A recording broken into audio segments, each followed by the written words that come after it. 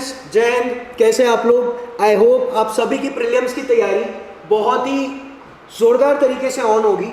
उसी को मद्देनजर रखते हुए आज का एक ताबड़तोड़ लेक्चर हम लोगों ने लेके आया है, जो कि है करंट अफेयर्स पॉलिटी के ऊपर। जैसा कि आपको पता है, मुझे पता है और इस पूरे ब्रह्मांड को पता है कि आकार फाउंडेशन पॉलिटी की सीरीज चला रहा है। Not just polity series but also आपके लिए PYQ सीरीज, MPQ सीरीज आकार फाउंडेशन कंप्लीट कर चुका है और आप लोगों को उसको देखना है। देन अभी जो सीरीज हमारी ऑन है ना बेटा, उसको मद्देनजर रखते हुए कुछ 2-3 चीजें जो बहुत इंपॉर्टेंट है आपके लिए करना, वो ये है कि आपको इन करंट अफेयर्स को अच्छे से एनालाइज करके पढ़ना है। अब इन करंट अफेयर्स में मैं आपको सिर्फ करंट अफेयर्स पढ़ा रहा नहीं हूँ, मैं करंट अफेयर्स के साथ साथ आपको उसका स्टैटिस्टिक नॉलेज भी दे रहा हूँ। कैसे हुआ, क्या हुआ और कब हुआ, तो उसी को मद्देनजर रखते हुए आज के जो हमारे टॉपिक्स है, पहले हम लोग वो डिस्कस कर लेते हैं कि सर आज हम लोग कौन से इंपॉर्टेंट टॉपिक्स यहाँ पे पढ़ने वाले हैं। तो चलिए आइए, सबसे पहले हम लोग देखेंगे इलेक्टोरल फंडिंग के बारे में। इलेक्टोरल फंडिंग क्या होती है, क्यों होती है। अब आपको एक चीज मैं बताना चाहता हूं कि सुप्रीम कोर्ट ने इलेक्शन कमीशन को डायरेक्शन दिया कि आपको 30 सितंबर 2023 तक जितना भी पैसा पॉलिटिकल पार्टीज के पास आया है थ्रू इलेक्टोरल बॉन्ड, आपको उसकी रिपोर्ट हमको देनी है। बहुत बड़ी बात होती है, ठीक है। देन उसके बाद सुप्रीम कोर्ट ने बोला किसको, इलेक्शन कमीशन ऑफ इंडिया को, कि आपने इसका डेटा अपने पास नहीं रखा है, proper up to date data नहीं रखा है। हमें पढ़ना है आगे, किसके पास कितने पैसे आए, कौन से व्यक्ति ने कितने पैसे दिया, कहाँ से ये पॉलिटिकल पार्टीज इतना पैसा ला रही है, प्रचार कर रही है। पता रहना चाहिए ना भाई कि कहाँ से ये लोग इतना ज़्यादा पैसा लाते हैं, कौन देता है इनको इतना पैसा, कौन है वो व्यक्ति। देन उसके बाद हम टेलीकम्युनिकेशन एक्ट 2023 जो आया है उसके बारे में देखेंगे। टेलीकम्युनिकेशन एक्ट बहुत इंपॉर्टेंट रोल प्ले करता है, जो OTT प्लेटफॉर्म्स वगैरह उसके बारे में कुछ देखेंगे। देन उसके बाद सिनेमेटोग्राफी एक्ट 2023, इसमें भी वही है related. Then criminal law reform act, पहले इंडियन पीनल कोड था, पहले क्रिमिनल प्रोसीजर वो था ना CRPC, क्रिमिनल प्रोसीजर कोड ऐसा कुछ, तो भी इंडियन एविडेंस एक्ट था पहले। अब आया है भारतीय न्याय संहिता, आया कि नहीं आया, BNS, criminal law reform act के बारे में हम लोग कुछ देखेंगे 2023। BNS पढ़ेंगे, देन CRPC को हटा के और बहुत सारी और 3 चीज़ें आई है, तो वो सब चीज़ें हमको देखना है। सर इतने से टॉपिक देखेंगे, बस 4 टॉपिक मेरा नाश्ता है आज का, और देखते हैं कुछ 3-4 टॉपिक, इतने से थोड़ी होने वाला है। चलो और कौन से टॉपिक है, हाँ चलो। देन उसके बाद हम लोग देखेंगे इलेक्शन में इलेक्शन कमिश्नर से रिलेटेड कुछ चीज़ें देखेंगे। देन उसके बाद क्रिमिनलाइजेशन ऑफ पॉलिटिक्स, कि कैसे पॉलिटिक्स हमारा आजकल क्रिमिनलाइजेशन कैसा हो रहा है।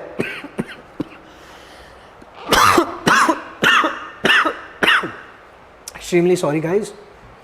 देन साइमल्टेनियस इलेक्शन क्या है, ये तो हो गया। देन सिनेमेटोग्राफी अमेंडमेंट एक्ट, वो पीछे हमने देखा था। देन क्रिमिनल, वो भी। तो मतलब मोटा 1 2 3 टॉपिक यहाँ से, 4 और 3 7 टॉपिक, 7 और 3 और है, और कुछ लेके आया हूँ मैं आपके लिए। तो ये सब चीज़ें बेटा आज हमको देखने की है। चलिए बिना किसी देरी के आज का बहुत ही बढ़िया लेक्चर हम अपना ऑन करते हैं। मेरा नाम है यश श्रीवास्तव, फैकल्टी करंट अफेयर्स, आकार फाउंडेशन, नागपुर एंड पुणे। तो मेरा नाम जान चुके हो, मतलब है मेरा नाम जान के, अभी मतलब नहीं है, मतलब है प्रीलिम्स क्लियर करके, और वो आपको क्लियर करने का है। चलिए बिना किसी देरी के हम आज के अपने टॉपिक को स्टार्ट करते हैं। सबसे पहला टॉपिक हम देखते हैं यहाँ पे इलेक्शन। आ जाओ। If I am not wrong class aspirants, हम लोगों ने कल ये टॉपिक देख लिया था, लेकिन आप लोग फिर भी इसको एक बार और क्या कर लो, मेरे लिए एटलीस्ट मेरे लिए इसको रिवाइज कर लीजिए। Chief election commissioner and other election commissioner act 2023, why in news, ये न्यूज में क्यों है sir, The president gave her assent to the chief election commissioner and other election commissioner appointment condition of service and term of office. This is nothing but the election commissioner, chief election commissioner का appointment कैसा है, उनका काम क्या है, उनका tenure कितना है, वो कब जाएंगे, वो क्या रेजिग्नेशन कैसे दे सकते हैं, वो सब चीज़ें यहाँ पे हमको देखने का। तो चलिए बिना किसी देरी के अपना बहुत ही महत्वपूर्ण और एक बहुत ही प्यारा टॉपिक स्टार्ट करते हैं, that is election commission. The president recently approved the chief election commissioner and other election commissioner appointment condition, service and term of office bill 2023, which outlines the procedure for appointing. क्या है procedure election chief election commissioner को appoint करने का and election commissioners को appoint करने का? ये हो गया बेसिक हेडलाइन। अब इसके पीछे की चीजें बैकग्राउंड हमको देखना है। चलो, appointment process. The chief election commissioner and election commissioner will be appointed by, किसके द्वारा? ये पहला बेसिक क्वेश्चन, बच्चा क्वेश्चन, 2 मिनट में आना चाहिए। क्या लिखा हुआ है? The chief election commissioner and election commissioner will be appointed by the president, राष्ट्रपति ये इन्हें अपॉइंट करेंगे। Upon the recommendation of the selection committee, एक सिलेक्शन कमिटी होती है, उनकी रिकमेंडेशन पे the selection committee will consist of, अब सिलेक्शन कमिटी में कौन से ऐसे महत्वपूर्ण लोग होने वाले हैं? तो वो महत्वपूर्ण लोगों में से सबसे पहले जो व्यक्ति है वो है प्राइम मिनिस्टर, देन उसके बाद a union cabinet minister and the leader of opposition. अब लीडर ऑफ अपोजिशन में तो बहुत सारे लोग हैं, लेकिन लीडर ऑफ अपोजिशन कौन सा? Leader of the largest opposition party इन लोकसभा, जो सबसे बड़ी पार्टी रहेगी अपोजिशन में लोकसभा में, उसी का लीडर ऑफ अपोजिशन यहां पे चुना जाएगा। Then recommendation of the selection committee will be valid even there is a vacancy in the committee. वो वैलिड मानी जाएगी भले ही उसमें वैकेंसी हो, there is a vacancy in this committee, भले ही हो, लेकिन वो recommendation of the selection committee will be valid मानी जाएगी। देन उसके बाद search committee headed by the, वो जो सर्च कमिटी है वो हेड करेंगे minister of law and justice, will be propose a panel of names to the selection committee, name वगैरह प्रपोज करेंगे। देन आगे eligibility for the post include holding or having held a post equivalent to the secretary of the central government, equivalent post है secretary of the central government से। Changes in salary and condition की अगर हम बात करें तो the salary and condition of services of the chief election commissioner and election commissioner will be equivalent. What do you understand by the term equivalent? Same, इनकी इतनी है, इनकी भी इतनी ही होगी। अब be equivalent to the cabinet secretary, cabinet secretary के जितनी ही इनकी सैलरी और बाकी कंडीशंस होगी। Under the 1991 act it was equivalent to salary of the Supreme Court जज। 1991 के एक्ट की बात करें तो उस टाइम के एक्ट के अनुसार it was equivalent to the salary of Supreme Court जज के समान, या उनके जितनी इनकी क्या थी बेटा, सैलरी या कंडीशंस हुआ करती थी। Moving to the next, removal process क्या है? अब चीफ इलेक्शन कमिश्नर को ऐसे ही हटा देते होगे, यहाँ पे लिखा होगा हटा देते, लेकिन उसका भी एक प्रोसेस है, एक प्रोसेस से गुजर के ही आपको चीफ इलेक्शन कमिश्नर हटा सकते हो उनको। लेकिन इलेक्शन कमिश्नर को चीफ इलेक्शन कमिश्नर हटा सकते हैं कभी भी, लेकिन चीफ इलेक्शन कमिश्नर को हटाने के लिए there will be a process. The bill retains the constitutional provision article 324 article 324(5) that allows the chief election commissioner to be removed like a supreme court judge। Supreme court के जज का जैसा removal होता है, चीफ इलेक्शन कमिश्नर का भी वैसे ही होता है। While election commissioner can only be removed on the recommendation of the chief election commissioner. मतलब समझिए, बहुत आसान सा मतलब है, चीफ इलेक्शन कमिश्नर को निकालने के लिए एक प्रोसेस होता है, वो प्रोसेस जो सुप्रीम कोर्ट के जज के लिए होता है। ये हो गई पहली चीज। अब इलेक्शन कमिश्नर को अगर आपको निकालना है तो चीफ इलेक्शन कमिश्नर ने अगर बोल दिया, रिकमेंडेशन दे दिया कि नहीं निकाल दो, तो आप इलेक्शन कमिश्नर को निकाल सकते हो। लेकिन चीफ इलेक्शन कमिश्नर को निकालने के लिए there will be a process, there is a process to remove chief election commissioner. Moving forward, removal, they can resign any time or can also be removed before the expiry of the term. What do you understand by this sentence? The sentence says that कि they can resign any time. अब chief election commissioner अपनी मर्जी से कभी भी resign कर सकते हैं और इनको निकाला भी जा सकता है, remove before the expiry of their term. भले उनकी एक्सपायरी हो ना हो, उनको निकाल सकते हैं. आगे, the chief election commissioner can be remove from office only through a process of removal similar to that of Supreme Court judge by. पर मैंने अब भी जस्ट बोला बेटा आपको कि there is a process to remove a chief election commissioner. There is a process. Any other election commissioner cannot be removed except on the recommendation of chief election commissioner. अब भी तो जस्ट बताया, क्या एक ही चीज 1000 बार बताना है आपको? चलिए next, simultaneous election. What is simultaneous election, right? चलो, why in news? The government has set up a committee under former president Ramnath Kovind sir to examine the feasibility of the simultaneous elections or one nation one election. This is nothing but the one nation one election. मतलब समझिए, एक देश है, एक देश में elections हो गए, साथ में हो गए, वन नेशन वन इलेक्शन, है ना? आइए देखते हैं.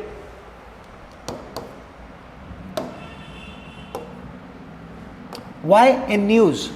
In a significant move towards electoral reform, the high-level committee on simultaneous equation, simultaneous equation बोल रहा हूँ, मैथ्स दिमाग में आ रहा है, simultaneous election constituted under the chairmanship of Shri Ramnath Kovind sir, former president of India, has proposed simultaneous election for Lok Sabha, state assemblies and local bodies. मतलब आपको अगर ये सेंटेंस समझ में आ रहा होगा तो इसमें लोकसभा के भी इलेक्शन, इसमें अदर जो स्टेट इलेक्शंस होते हैं वो, और जो लोकल बॉडीज के इलेक्शन होता है वो,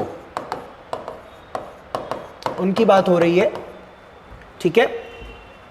the committee report submitted to president Droupadi Murmu. किनको सबमिट करना है? रामनाथ कोविंद जी, दो फॉर्मर प्रेसिडेंट थे हमारे इंडिया के, उनको ही रिपोर्ट सबमिट करना है द्रौपदी मुर्मू को. Outline comprehensive recommendations and amendment to the constitution to facilitate this monumental changes. ये सब चीज़ें देखेंगे. एक कमेटी आकर, रामनाथ कोविंद सर नहीं है, वो डायरेक्ट करेंगे, उसको हेड करेंगे, चेयरमैन है ना, सभी को बताएंगे, उस पर एक एनालिसिस होगा. वो एनालिसिस करने के बाद द्रौपदी मुर्मू जी को वो रिपोर्ट सौंपी जाएगी, कुछ अमेंडमेंट करके, कुछ रिकमेंडेशंस देके to the constitution to facilitate this monumental changes. अरे हो की नाही, चला समोर या. तुम्हाला कळते ना मी काय म्हणत होतो आता? कळते ना तुम्हाला? चलो आ जाओ, चलो ठीक है. सीख रहा हूँ मैं, जल्दी सीख लूँगा, कोई टेंशन नहीं है. चलिए समोर यावे. The concept of one nation one election envisions a system in which all state and Lok Sabha election, all state and Lok Sabha election must be held in simultaneously. This will entail restructuring the Indian election cycle so that election to the states and the center coincide. This would imply that the voters will vote for members of the legislative Lok Sabha and state assembly on the same day at the same time. On the same day and the same time. Same day में और same time. One nation, one election. बार बार की झंझट ही खत्म. On the same time और in a phased manner as the case may be. और in a phased manner मतलब उसी time पे या उसके एक दो दिन, लेकिन ऐसा एक साथ होना चाहिए बोलते. तीनों ही फेज में इलेक्शन. अभी कैसा अलग अलग होते हैं हर राज्य में. अब क्या होता है ना क्लास, देखो मैं आपको समझाता हूँ. अभी उत्तर प्रदेश, राजस्थान और बिहार में हुआ, ठीक है, 5-5 साल में होते हैं, इनका हो गया. अब 1 महीने बाद हम देख रहे हैं और कोई महाराष्ट्र, कर्नाटका, तमिलनाडु में इलेक्शन है. मतलब यार क्या साल भर इलेक्शन ही चलते रह गए देश में? 3 राज्यों में हुए, 2 राज्यों में, फिर और 3 राज्यों में, फिर 2 राज्यों में. What is this man? साल भर इलेक्शन होते हैं. बताओ, कभी किसी स्टेट का आ गया तो कभी कोई स्टेट का आ गया. 5-5 साल का टेन्योर होता है ना. तो वन नेशन और वन इलेक्शन, ये प्रपोज किया गया है. आगे, बेनिफिट्स ऑफ साइमल्टेनियस इलेक्शन. अब क्या बेनिफिट है साइमल्टेनियस इलेक्शन के? What are the benefits of simultaneous election? Okay, here we go. Report of Parliamentary Standing Committee 2015. The committee in its report on feasibility of holding simultaneous election to the House of the People, Lok Sabha and State Legislative Assembly noted several justification for holding simultaneous election. कुछ justification, कुछ बातें कही गई, कुछ बोला गया simultaneous election को लेके. The massive expenditure that is currently incurred for the conduct of separate election simultaneously polls will reduce enormous cost involved in a separate election. पैसा कितना लगता भाई? अब एक चीज समझेंगे, गवर्नमेंट कर रही और गवर्नमेंट कर रही है, लेकिन गवर्नमेंट के पास पैसा किसका है? गवर्नमेंट का ही पैसा है ना. ये मिनिस्टर साहब जो बने, ये जो बने, इन्होंने अपने घर से पैसा लेके आया और घर से पैसा लेके आने के बाद ये देश का डेवलपमेंट कर रहे हो. वाह, बहुत बढ़िया. तुम पागल हो आप. पैसा किसका है? अरे पैसा तुम्हारा है, तुम्हारे ही पैसे से तुम्हारा विकास किया जा रहा है. अब तुम्हारे पैसे से जब विकास हो रहा है तो तुमको पूरी अथॉरिटी है कि तुम सरकार को पूछो मेरा पैसा कहां गया, बताओ. राइट टू इंफॉर्मेशन है कि नहीं है? आपको ऐसा लगता है गवर्नमेंट सब कुछ कर रही है. अरे कर रही है, नो डाउट, बहुत अच्छा कर रही है. किसके पैसे से कर रही है भाई? तुम्हारे ही पैसे से कर रही है और तुम ही रिस्पॉन्सिबल हो हर चीज के लिए. इफ अगर आप प्राइवेट प्रॉपर्टीज, पब्लिक प्रॉपर्टीज को नुकसान पहुंचा रहे हो तो समझ जाना कि तुम अपने ही पैसों का वेस्टेज कर रहे हो. ये सब तुम्हारा पैसा है, टैक्स का दिया हुआ. गवर्नमेंट अपने जेब से नहीं दे रही है, वो ले लेगी पैसा तुमसे, देगी नहीं कुछ. समझे? तो ये चीज ध्यान में रखिए आप लोग. पैसा आपका है, आपके ही पैसों से आपका ही डेवलपमेंट किया जा रहा है. ठीक है, आगे ये गवर्नमेंट कर रही है. Simultaneous election would mean saying or transport, accommodation, storage, arrangement, training, remuneration and so on. अगर simultaneous election देश में हो गए तो ये सब चीजें सेव होगी. कितना पैसा लगता है यार, तुम सोचो. क्लास एक राज्य में भी अगर इलेक्शन होना ना, करोड़ों रुपए खर्चा होते हैं. हर साल इलेक्शन हो रहे हैं. What is this? देश का पैसा है, देश का गरीब इंसान टैक्स भर रहा है, देश का मिडिल क्लास इंसान टैक्स भर रहा है और अमीर इंसान भी टैक्स भर रहा है. पैसा तुम्हारा ही है, लेकिन वेस्टेज भी पैसों का इलेक्शंस में उतना ही होता है. व्हाई डोंट यू अंडरस्टैंड कि बहुत पैसा है देश के पास, बहुत पैसा है, लेकिन वो पैसा सब हमारा है, हमारे लिए हमारा ही पैसा है वो. तो उससे सेविंग ऑन ट्रांसपोर्ट बचेगा, accommodation, storage facilities, arrangement, training. एक बार इलेक्शन होगा तो उतना खर्चा नहीं आएगा, पता है क्या? लेकिन ये जो अलग अलग होता है ना, तो उसमें बहुत ज़्यादा खर्चा लगता है. This will also mean saving in terms of human resources. Human resources का भी सेविंग होगा ना. Another area of saving would be in the deployment of the central police force. कभी इधर जा रहे बेचारे, कभी उधर जा रहे बेचारे. अरे एक बार करवा लो, टेंशन ही खत्म. इनका भी टेंशन खत्म, आपका भी टेंशन खत्म. तो ये एक चीज़ होती है. देन उसके बाद moving forward, the policy paralysis that result from the imposition of the model code of conduct MCC during election time, ये होता है, अभी भी लागू हो जाएगा. impact on delivery of essential services होता है, सब चीज़ें इफेक्ट होती है. आपको एक बात बताता हूँ, जब भी इलेक्शन होता है गवर्नमेंट के काम बंद हो जाते हैं. अभी रिसेंटली, आपको बताना तो नहीं चाहिए लेकिन बता देता हूँ, काम रुके पड़े हैं. मेरी एक फाइल है, वो बहुत समझ जाओ तुम 18-19 दिन से पड़ी और मैं कॉल कर रहा, मेरा कोई कॉल ही रिसीव नहीं कर रहा. इंपॉर्टेंट फाइल है एक बुक के ऊपर, वो पास ही नहीं हुई अभी तक. क्योंकि अभी क्या है, इलेक्शन, और इलेक्शन की वजह से सभी काम रुके पड़े हैं. लेकिन हम उनको ब्लेम नहीं कर सकते, बेचारे वो भी गवर्नमेंट सर्वेंट है और वो गवर्नमेंट की सुनेंगे ना, तो वो पूरे ड्यूटी पे लगे हुए हैं अभी. ठीक है. Burden on crucial man power that is deployed during election time. आपको पता है कितना ज़्यादा दिक्कत होता है इलेक्शन के टाइम पे पुलिस वालों को, सीआरपीएफ वालों को, एसआरपीएफ वालों को, बहुत सीआईएसएफ, इतनी सारी एजेंसीज काम कर रही है. बहुत दिमाग खराब होता है भाई इलेक्शन के टाइम पे. देन उसके बाद this means the system will help ruling party focuses on governance instead of being constantly in election mode. सही है ना? कोई रूलिंग पार्टी है, रूलिंग पार्टी का काम है देश को संभालना, कि हर साल अगर किसी ना किसी राज्य में इलेक्शन आएंगे तो रूलिंग पार्टी तो वहीं पे ध्यान देगी ना। तो एक बार अगर इलेक्शन होगा मेरा बच्चा तो वो ज़्यादा बेहतर रहेगा, मुझे भी ऐसा लगता है ना। रिसोर्सेस बहुत ज़्यादा लग रहा है, पैसा बहुत ज़्यादा लग रहा है, मैन पावर बहुत ज़्यादा लग रही है, तो उसी की वजह से this means the system will help. क्या हेल्प होगी? Ruling party focus on governance instead of election. Governance पे ज़्यादा ध्यान दे पाएगी रूलिंग पार्टी। अब अगर इलेक्शन रहेगा तो रूलिंग पार्टी को वहाँ पे प्रचार वगैरह करने जाना ही पड़ेगा ना। According to the law commission simultaneous polls will boost voter turnout. अब इससे वोटर टर्नआउट भी क्या होगा? बूस्ट होगा, बूस्ट की शक्ति आगे आइए। ओके, तो ये हो गया हमारा पहला आर्टिकल, पहला की दूसरा आर्टिकल साइमल्टेनियस इलेक्शन। जल्दी देख लीजिए इसको फास्ट। देन एक और आर्टिकल हम लोग डिस्कस कर, बहुत सारे आर्टिकल्स है, 8 to 9 आर्टिकल्स हम लोग आज डिस्कस करने वाले हैं, बहुत बढ़िया है। और अभी इसके बाद का जो आर्टिकल है वो तो रिसेंटली कुछ न्यूज़ से रिलेटेड है, आपने देखा होगा, मैं नाम नहीं लेना चाहूँगा, है ना। तो वो अभी वो आर्टिकल्स भी देखते हैं हम लोग। चलिए जल्दी इसका एसेस लीजिए fast. One nation one election. अभी इसके ऊपर ना क्लास कुछ क्वेश्चंस भी बनते हैं पॉलिटिक्स से रिलेटेड। अभी आपको एकदम स्टैटिस्टिक तो पूछेगा नहीं, मैं वो क्वेश्चन भी करवाता हूँ आपको अभी कि कैसे क्वेश्चन पूछे जा सकते हैं। What questions will be asked from this topics.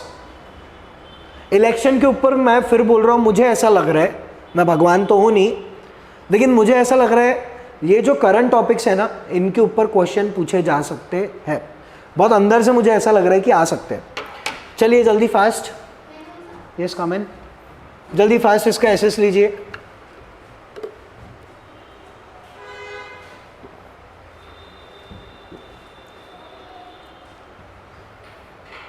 Criminalisation of politics. Politics का क्रिमिनलाइजेशन हर जगह देखने को मिलता है, लेकिन just because we are Indians तो ये टॉपिक हमारे लिए पढ़ना बहुत ज़्यादा ज़रूरी है।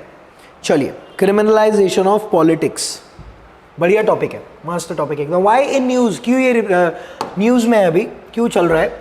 Recently report titled analysis of sitting MPs member of parliament from Lok Sabha and the Rajya Sabha of India 2023 was released। Crime से रिपोर्ट आई है रिसेंटली। रिपोर्ट टाइटल्ड, क्या टाइटल है उसका? Analysis of sitting MPs from Lok Sabha and Rajya Sabha 2023। आइए देखते हैं। What is criminalisation of politics, it's status in India. क्या है क्रिमिनलाइजेशन ऑफ पॉलिटिक्स और इंडिया में उसका क्या स्टेटस चल रहा है? WhatsApp status in India? The criminalisation of politics has became a growing concern. क्यों ग्रोइंग कंसर्न है? पॉलिटिशियन है, उसके ऊपर केसेस चल रहे हैं, मर्डर के केसेस, प्रोटेक्शन के केसेस, फिरौती के केसेस, किडनैपिंग के केसेस, गलत काम के केसेस, इलेक्शन से रिलेटेड चोरियां करने के केसेस, और जाने ना जाने क्या क्या क्या क्या क्या, बहुत सारे। और वो ग्रो होते जा रहे हैं धीरे धीरे with a significant number of elected officials facing criminal charges. आज जो बैठे हुए हैं ना, उनमें से बहुत सारे लोगों के ऊपर अभी भी क्रिमिनल चार्जेस है। अभी 2 लोगों की डेथ हुई रिसेंटली, इफ अगर आपको पता होगा तो, मुझे नाम याद नहीं आ रहा है। एक अतीक अहमद और एक और एक थे, पॉलिटिशियन ही थे वो, उनकी भी डेथ हुई है। Criminalisation of politics. अरे ये क्या नाम है उनका, वो एनकाउंटर, वो जो लोगों ने नहीं मारा क्या, अतीक अहमद एक थे और अभी एक और एक थे। क्रिमिनलाइजेशन ऑफ पॉलिटिक्स इसी को बोलते हैं कि आप पॉलिटिक्स में रहकर क्राइम भी कर रहे हैं, आपको कोई कुछ नहीं बोल सकता क्योंकि आप उस टाइम काय में है, पावर में है। ठीक है। This had led to public distrust in the political system and the perception that politicians use their power to evade the law. इनके पास पावर है तो ये कानून भी तोड़ते हैं, क्योंकि ये कानून बनाने ही तो वाले हैं, लेजिस्लेटिव है ना ये लोग, तो ये लॉ को तोड़ते हैं, अपराध करते जाते हैं और इनके ऊपर कुछ एक्शन भी होता नहीं है। The criminalization of politics refers to the involvement of individuals with a criminal record in the political arena। उनके ऊपर क्रिमिनल रिकॉर्ड चल रहे हैं अभी भी, फिर भी वो पॉलिटिकल अरीना में जाते हैं, जीतते हैं और पावर में आते हैं, ऐसा मैं बोल रहा हूँ। और ऐसा होता भी है, देखो लिखा हुआ है individual with a criminal record criminal record है भाई का, लेकिन इन द पॉलिटिकल अरीना आज भी है और हमेशा रहेगा, और अभी तक की उनके ऊपर सुनवाई नहीं हुई है। होना चाहिए ना, अभी भले ही हो रही है, हो सकता है जो अभी रूलिंग गवर्नमेंट है उनमें से भी कई सारे लोगों के खिलाफ क्रिमिनल रिकॉर्ड हो, हमको पता भी है, कुछ कर सकते क्या हम? We are normal peoples, we can't do anything right now, क्योंकि जिनके पास पावर है वही कुछ नहीं कर रहे, हम क्या करेंगे? हम सिर्फ बोल सकते हैं। This can involve criminals running for and be elected to positions in parliament and state legislatures is often occur due to the close relationship between politicians and criminal elements। बहुत क्लोज रिलेशनशिप रहता है। मैं हर किसी की बात नहीं कर रहा हूँ कि हर पॉलिटिशियन क्रिमिनल है, लेकिन मैं ये बोल सकता हूँ कि जो पॉलिटिशियन क्रिमिनल है उसका अच्छा खासा पॉलिटिक्स भी रहता है और उसका क्रिमिनल बैकग्राउंड भी अच्छा खासा होता है, और साथ ही साथ उसका क्रिमिनल रिकॉर्ड, साथ ही साथ उसके क्रिमिनल लोगों से पहचान भी अच्छी होती है। तो सर ये हो सकता है क्या कि वो अपनी पावर यूज़ करके भी इलेक्शन जीते? क्यों नहीं हो सकता? उसके पास पैसा है, उसके पास पावर है, उसके पास मसल स्ट्रेंथ है, तो वो उसकी हेल्प से भी जीत सकता है। आपने देखा होगा किसी एक पर्टिकुलर एरिया में उस व्यक्ति की बहुत इज्जत रहती, बहुत ज़्यादा, भैया भैया भैया भैया करते रहते ना, यही है, पैसे प्रोवाइड करवा दो, कुछ अच्छा काम कर दो उनके लिए, भले ही तुम क्रिमिनल होगे लेकिन वो लोग तुमको अपना मसीहा समझते हैं। मूवीज़ भी आती है ना साउथ में बहुत सारी, पॉलिटिशियन रहता है लेकिन क्रिमिनल भी रहता है साथ ही साथ, वो सब चीज़ है। Next, association of democratic reform ADR report reveals that in the 2014 general election for the 16th Lok Sabha 186, 34% out of the 541 winners had, भाई साहब अभी क्या क्रिमिनल देश चला रहे क्या देश में? क्या ये 34% आउट ऑफ द 541 विनर्स? मैं आज देख रहा है रिपोर्ट, वाह। हम ये बोल सकते हैं कि हम क्या है अभी?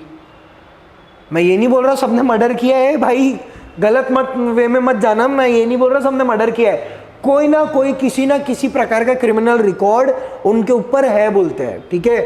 This is a jump from the number for the 2009 election when out of 521 winners 158, 30% से 34% पे आ गए, had declared criminal cases है। बढ़िया, बहुत बढ़िया, अच्छा है। What are the legal and constitutional tools deal with the criminal? अब क्या legal tools है वो देखते हैं। Indian Constitution does not specify what disqualifies a person from contesting election for the Parliament, Legislative Assembly, और इंडियन कॉन्स्टिट्यूशन में कुछ specify किया ही नहीं है क्रिमिनलाइजेशन ऑफ पॉलिटिक्स के बारे में। बहुत बढ़िया। In the present scenario under the representation of peoples act 1951, law makers can not contest elections only after their conviction in a criminal. लड़ सकते हैं, लड़ सकते। अरे हाउ की नहीं, मुझे लड़ सकते हैं, तुम कुछ भी बोल लो वो लड़ेगी ही। कुछ लोग ऐसे जो जेल से भी लड़े, जेल में रहने के बाद जीते, सोच सकते नहीं तुम कभी? वो बंदा जेल में है, जेल में रहने के बाद भी वो व्यक्ति जीत रहा है, तो सोचो कितनी बड़ी बात है भाई साहब, मजाक नहीं है।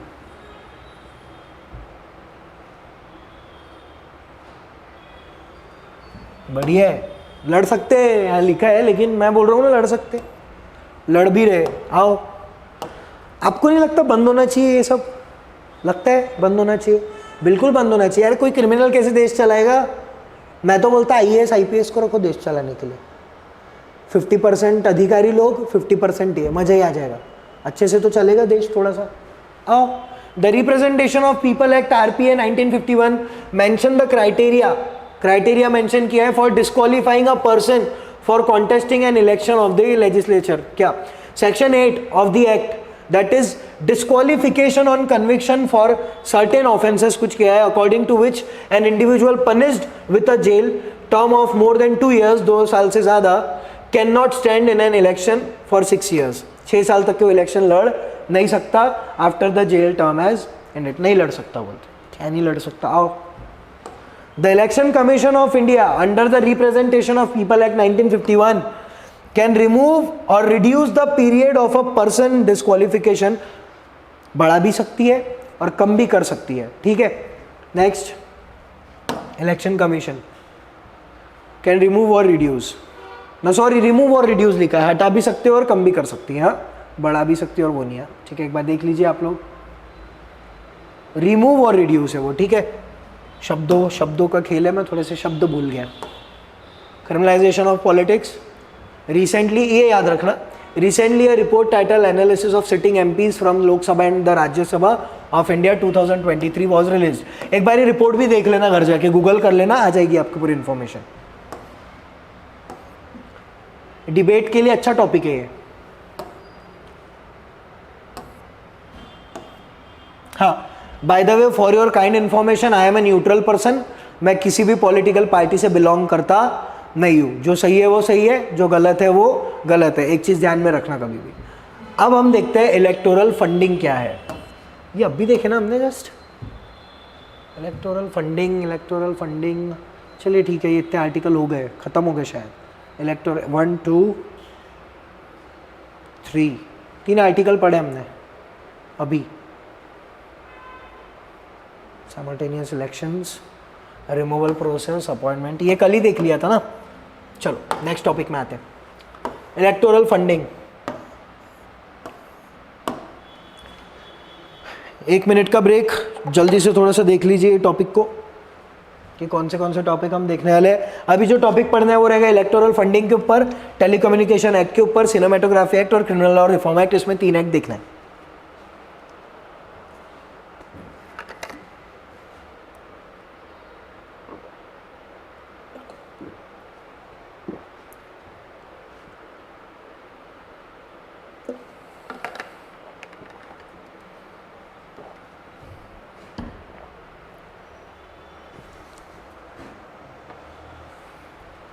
चलो,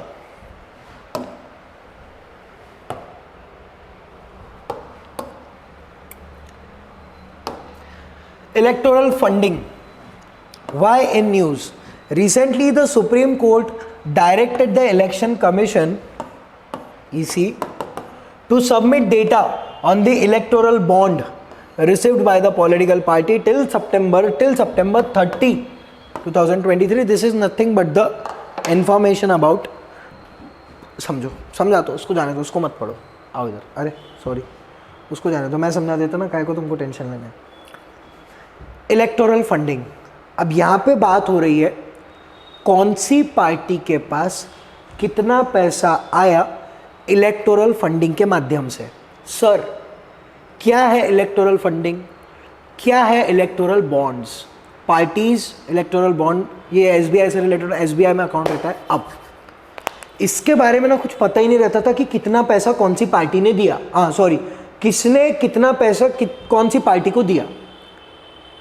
पर्सन ए है, बहुत बड़ा व्यापारी है, उसने XYZ पार्टी को पैसा दिया, बहुत सारा पैसा दिया, कौन से फॉर्म में? इलेक्टोरल बॉन्ड के फॉर्म में बहुत सारा पैसा दिया। अब उस पैसे का रिकॉर्ड किसी के पास नहीं। कितना पैसा खर्चा होता है इलेक्शन में, you can't even imagine that, कि इतना पैसा खर्चा होता है, ठीक है। तो ये पता रहना चाहिए ना भाई, कौन है इतना कि जो इतना पैसा दे रहा है, पता रहना चाहिए कि नहीं चाहिए।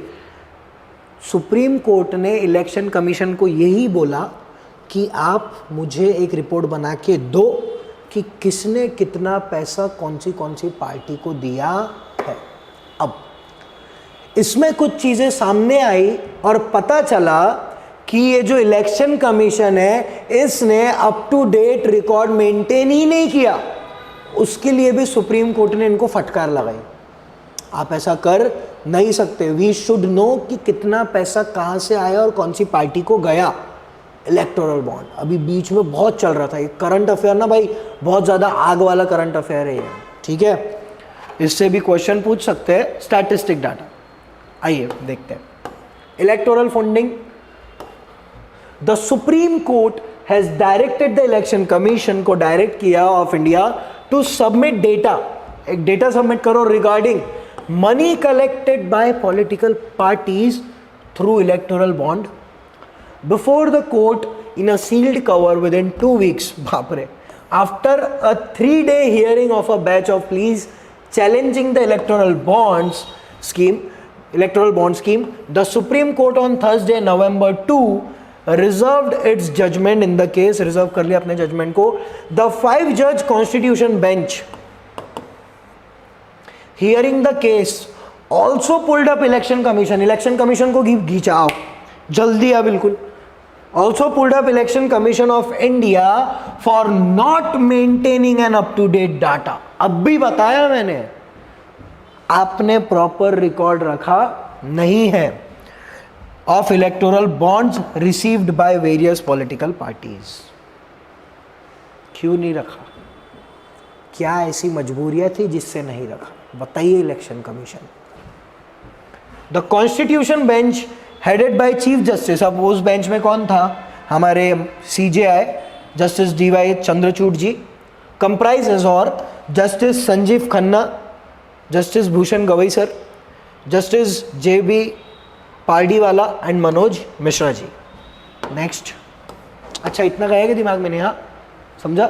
जो समझा आप लोगों को? चलो आ जाओ. Electoral bond are anonymous interest free bearer bond like promissory notes. It is nothing but the promissory note. कोई इंटरेस्ट नहीं, कुछ नहीं. इलेक्टोरल बॉन्ड इंटरेस्ट फ्री रहता है ये भाई. Individuals or companies can purchase these bonds from authorized banks, branches of State Bank of India. SBI होता है, इसका केयर टेकर कौन होता है? SBI. कुछ नहीं. अब इधर एक व्यक्ति है, उसने बोला मैं XYZ पार्टी के इलेक्टोरल बॉन्ड खरीदना चाहता हूँ. SBI में वो गया, पैसे दिए, इलेक्टोरल बॉन्ड खरीद लिया. बहुत बढ़िया, ठीक है. एक व्यक्ति भी खरीद सकता है और एक कंपनी भी खरीद सकती है. मैं कंपनी इसका नाम नहीं लूंगा, ठीक है. अभी to make donation to political party, this is nothing but the donation, कि आप डोनेट कर रहे हो किसको? पार्टी को. अब वो XYZ पार्टी भी हो सकती है, वो ABC पार्टी भी हो सकती है, वो लगा लो कोई भी पार्टी हो सकती है. मैं किसी भी महान पॉलिटिकल पार्टी का यहाँ पे नाम लेना चाहूँगा नहीं. Next.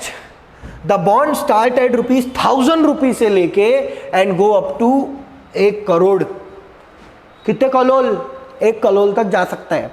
Due to their anonymous nature, electoral bond have been opposed by civic activities and even in the opposition, as it has been alleged that these bonds encourage quid pro quo and are also used to create white channels for black money. क्योंकि record ही नहीं है कुछ, क्या पता किस लिए दे रहा पैसा, और पार्टीज भी उसको कैसे यूज कर रही है आप बता सकते हैं?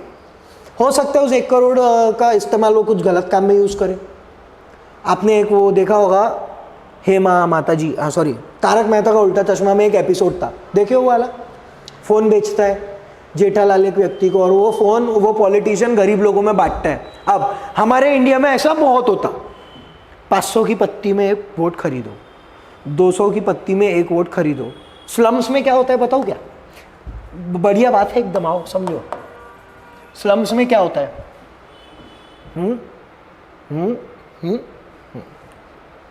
साहब ने हमको दारू पिलाया, साहब को हमने वोट दिया. अबे होता है, तुम, मैं बोल रहा ना, होता है मतलब होता है. एक दारू की बोतल में भी वोट बिकते हैं, 200 रुपये में भी वोट बिकता है अपने देश में. तो वो एक चीज़ है. Electoral bonds are anonymous interest free, हमने देख लिया. स्लम्स में तो बहुत ज़्यादा करते भाई लोगों के साथ. स्लम्स में ही क्यों ज़्यादातर होता होगा? क्या लगता है नेहा, क्यों होता होगा वहाँ पे ज़्यादा? What should be the reason behind that? Slums, ये झोपड़पट्टी वगैरह में ही क्यों होता है ये सब ज़्यादा? सोचो, थोड़ा सा सोचो, कोई घाई नहीं है. सही बोल रही बच्ची, गरीब है, उनके पास पैसा नहीं है, लेकिन उनको लत भी है बहुत सारी चीज़ों की, तो उसके वजह से वो वोट्स खरीदते हैं. दूसरी चीज़, एक और कुछ रीज़न जो सबसे मेजर है, बता दूं मैं, वो एजुकेटेड नहीं रहते, पढ़े लिखे नहीं रहते. आप पढ़े लिखे हो तो आपके साथ कोई ऐसा कर सकता नहीं है. आपको पता है कि मेरे 1 वोट का मायना कितना है, बहुत ज़्यादा है ना भाई. वो पढ़े लिखे नहीं रहते, इसलिए उनकी भी गलती नहीं है, उन बेचारों का फ़ायदा उठाया जाता है. 1 करोड़ तक जाता है. Due to their anonymous nature, ये पढ़ लिया हमने, वाइट चैनल क्रिएट होता है इसके वजह से. What are electoral bonds? EB क्या होते हैं?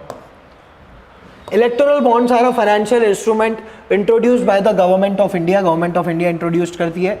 इन 2018 to facilitate anonymous political donation. Donation देते हैं ना आप लोग संस्था वगैरह में, वैसे electoral bond is nothing but the political donation, कि आप किसी पर्टिकुलर पॉलिटिकल पार्टी को फेवर कर रहे हैं. फेवर भी बोल सकते हैं कि आप उन पार्टी को डोनेट कर रहे हैं पैसा. हम लोग भी डोनेट करते हैं संस्था में, एनजीओज में, गरीब बच्चों के लिए, हंगरनेस को कम करने के लिए, बहुत सारे हम लोग करते हैं ना डोनेशन. वैसे ये पार्टियों को डोनेशन दिया जाता है.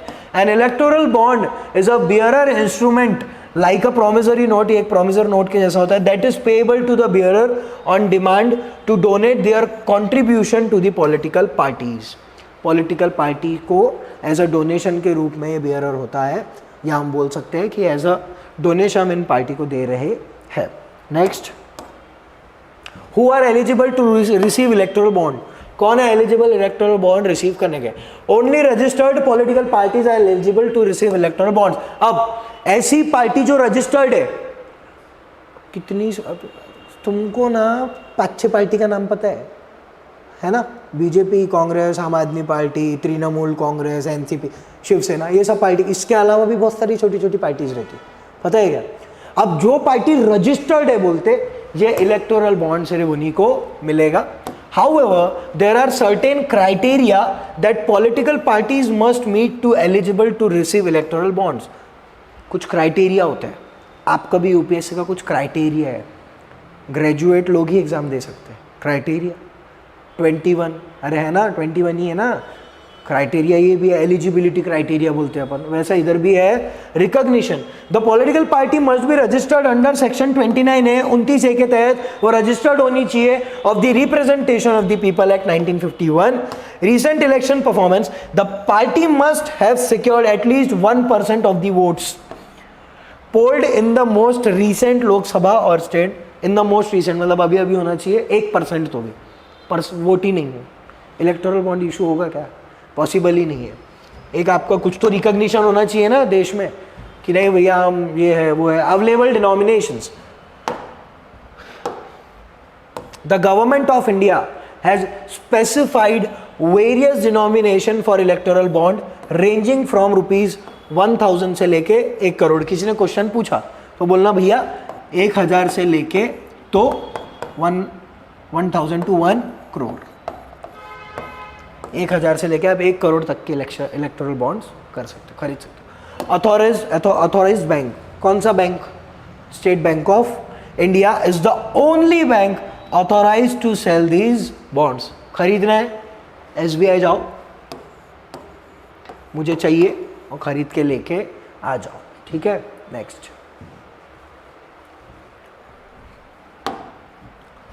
working. A citizen of India or a body incorporated in India is eligible to purchase the bond. A citizen of India or a body incorporated in India, आप लोग सक्षम है कि आप इलेक्टोरल बॉन्ड परचेज कर सकते हैं, लेकिन बाहर के लोग नहीं.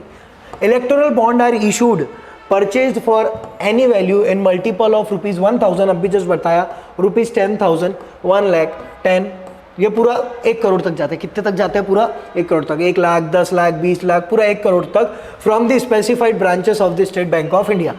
ब्रांचेस होती है बैंक्स की, कोई भी बैंक में मिल जाएगा. कोई भी बैंक बोला मैंने, स्टेट बैंक ऑफ इंडिया की कोई भी बैंक, मतलब ब्रांचेस होती है ना बैंक्स की. Electoral bond have a life of only 15 days during which it can be used for making donation only to the registered political parties. 15 दिन की समय अवधि रहती है, नहीं तो नहीं हो पाएगा. The bond shall have been available for purchase of a period of 10 days each in the month of January, April, July and October as may be specified by the central government. Central government ने इसे specify किया है ये month के, अप्रैल, जुलाई, अक्टूबर, 3 महीना. The bond can be encashed by an eligible political party only through a designated bank account with the authorized bank. अब उस party का अकाउंट होना चाहिए ना, तभी तो उसमें पैसा जाएगा, और एक ऑथोराइज पार्टी ही वो पूरे पैसे निकाल सकती है. अब आपको लगता लोग परचेस करते होंगे, क्या लगता? परचेस करते भाई, धड़ल्ले से परचेस करते. क्या समझ रहे तुम? इतने लोगों के पास पैसा डोनेट कितने लोगों ने किया तुमको बताओगे? तुम बोलोगे सर क्या है? वो रिपोर्ट आई थी अभी रिसेंटली, सुप्रीम कोर्ट ने, सॉरी इलेक्शन कमीशन ने पब्लिश की थी कि ये पार्टी के पास इतना इतना पैसा आया. सोचो तुम, मजाक नहीं है ये.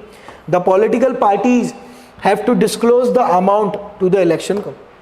सुप्रीम कोर्ट ने बोला पता लगा के मेरे को रिपोर्ट दो, तो फिर डिस्क्लोज किया पॉलिटिकल पार्टीज ने किसको, इलेक्शन कमीशन को, कि कितना पैसा उनके पास आ रहा है। तो political parties have to disclose the amount, political parties को डिस्क्लोज करना पड़ेगा कि उनके पास कितना अमाउंट आया है। किसको डिस्क्लोज करेंगे, इलेक्शन कमीशन को। अब इलेक्शन कमीशन को जब डिस्क्लोज करेंगे तो इलेक्शन कमीशन किसको जाके बोलेगा, सुप्रीम कोर्ट को, कि सर ये लो रिपोर्ट, गिला कर डोक्यात चला सामोऱ्या।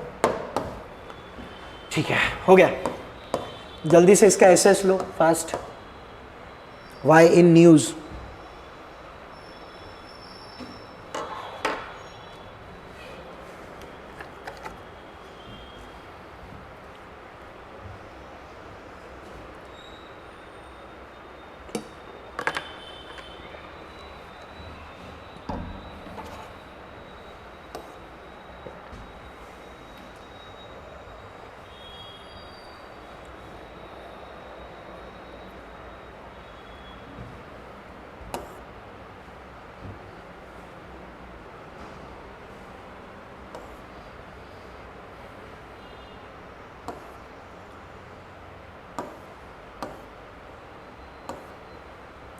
टेलीकम्युनिकेशन एक्ट 2023 आ जाओ। Why in news,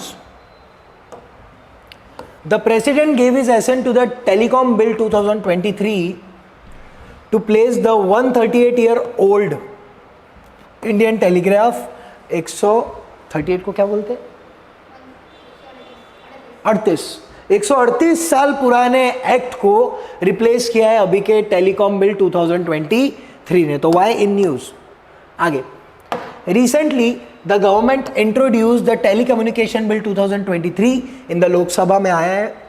it seeks to repeal the, किसको रिपील करेगा, Indian telegraph act of 1885, the Indian wireless telegraphy act of 1933 and the telegraph wireless unlawful possession act 1950। 3 act पूछ सकता है भाई, याद रखो कौन से 3 एक्ट लिख देते हैं यहाँ पे। पहला एक्ट है, it seeks to repeal India telegraph act,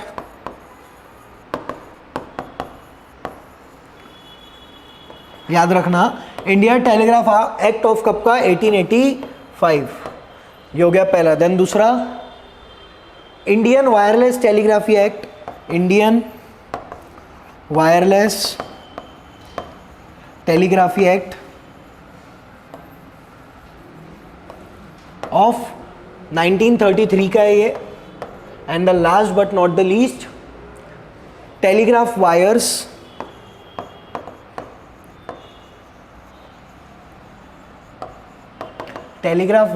unlawful possession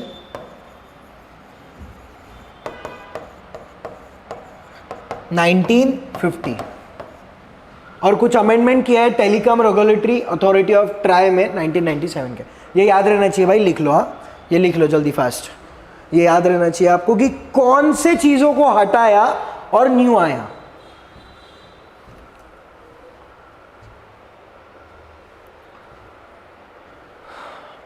India telegraph act 1885, Indian wireless telegraphy act 1933, telegraph wires unlawful possession act 1950। यहां से मत लिखना, यहां से लिखना, राइटिंग समझ में नहीं आएगा आपको।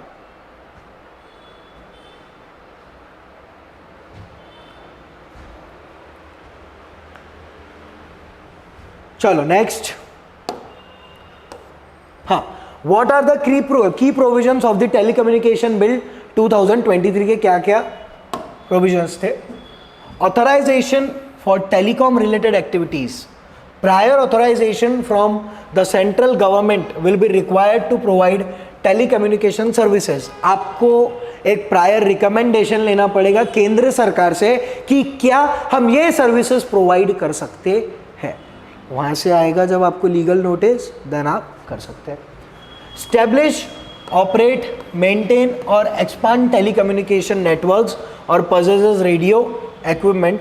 Existing licence will continue to be valid for the period of their grant और फॉर 5 years, 5 साल तक, where the period is not specified. एक प्रॉपर स्पेसिफाइड पीरियड किया हुआ नहीं है अभी ये लोगों के लिए। असाइनमेंट ऑफ स्पेक्ट्रम की बात करें, spectrum will be assigned by auction, auction के थ्रू ये जो स्पेक्ट्रम रहते हैं उसको असाइन किया जाएगा, एक्सेप्ट फॉर स्पेसिफाइड यूजेस, एक स्पेसिफाई यूज के लिए, where it will be allocated on the administrative basis, administrative basis पर ही स्पेक्ट्रम, स्पेक्ट्रम होते हैं ना बड़े बड़े, स्पेक्ट्रम अलॉट किए जाएंगे। This include purposes such as, कौन से पर्पस के लिए स्पेक्ट्रम प्रोवाइड करेंगे, तो नेशनल सिक्योरिटी एंड डिफेंस जरूरी है, disaster management, weather forecasting, transport, satellite service such as DTH and satellite telephony and BSNL Bharat Sanchar Nigam limited, ये MTNL का फुल फॉर्म नहीं बताया, एंड MTNL पब्लिक ब्रॉडकास्टिंग।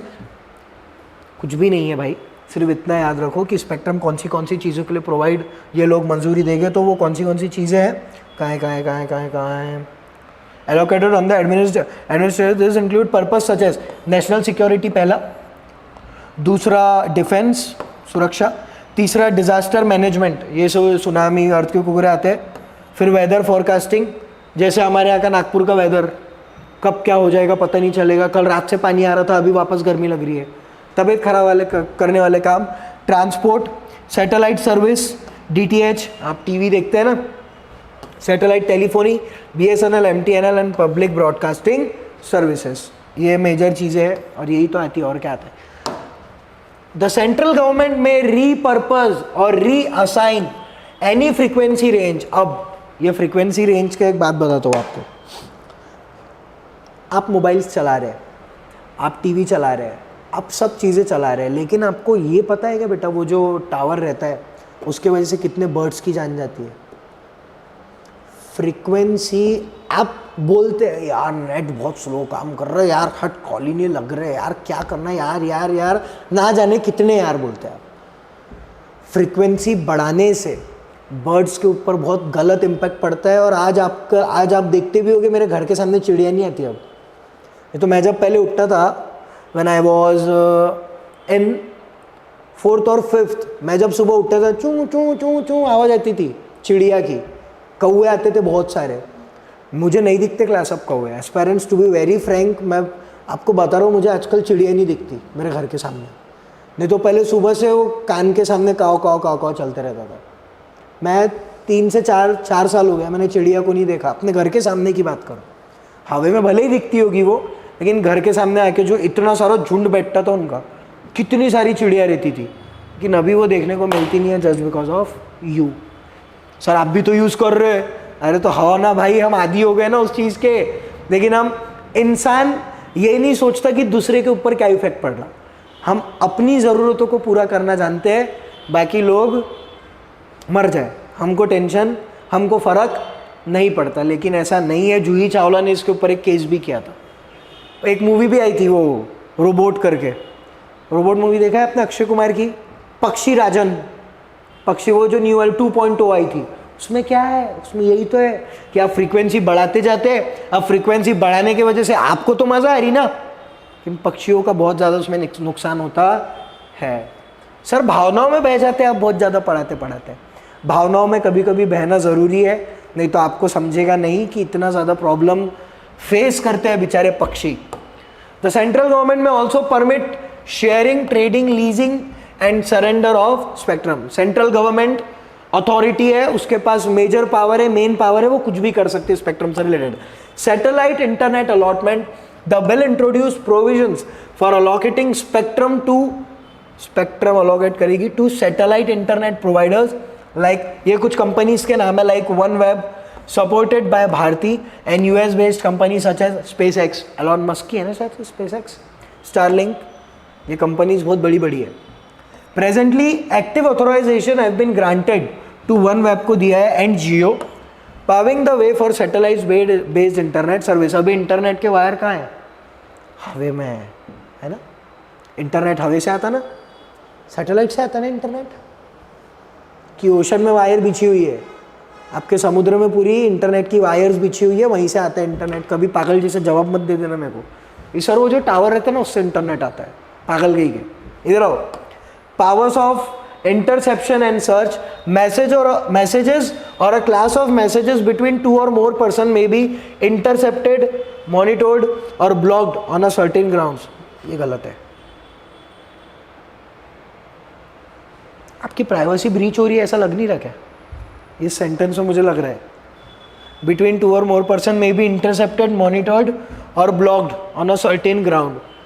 कुछ हद तक सही है अगर आतंकवादी वगैरह से रिलेटेड है तो, लेकिन बाकी तो मुझे नहीं लग रहा है. ठीक है, आगे ये वो किस कॉन्टेक्स्ट में लिखा है वो नहीं पता है. ठीक है, नेक्स्ट.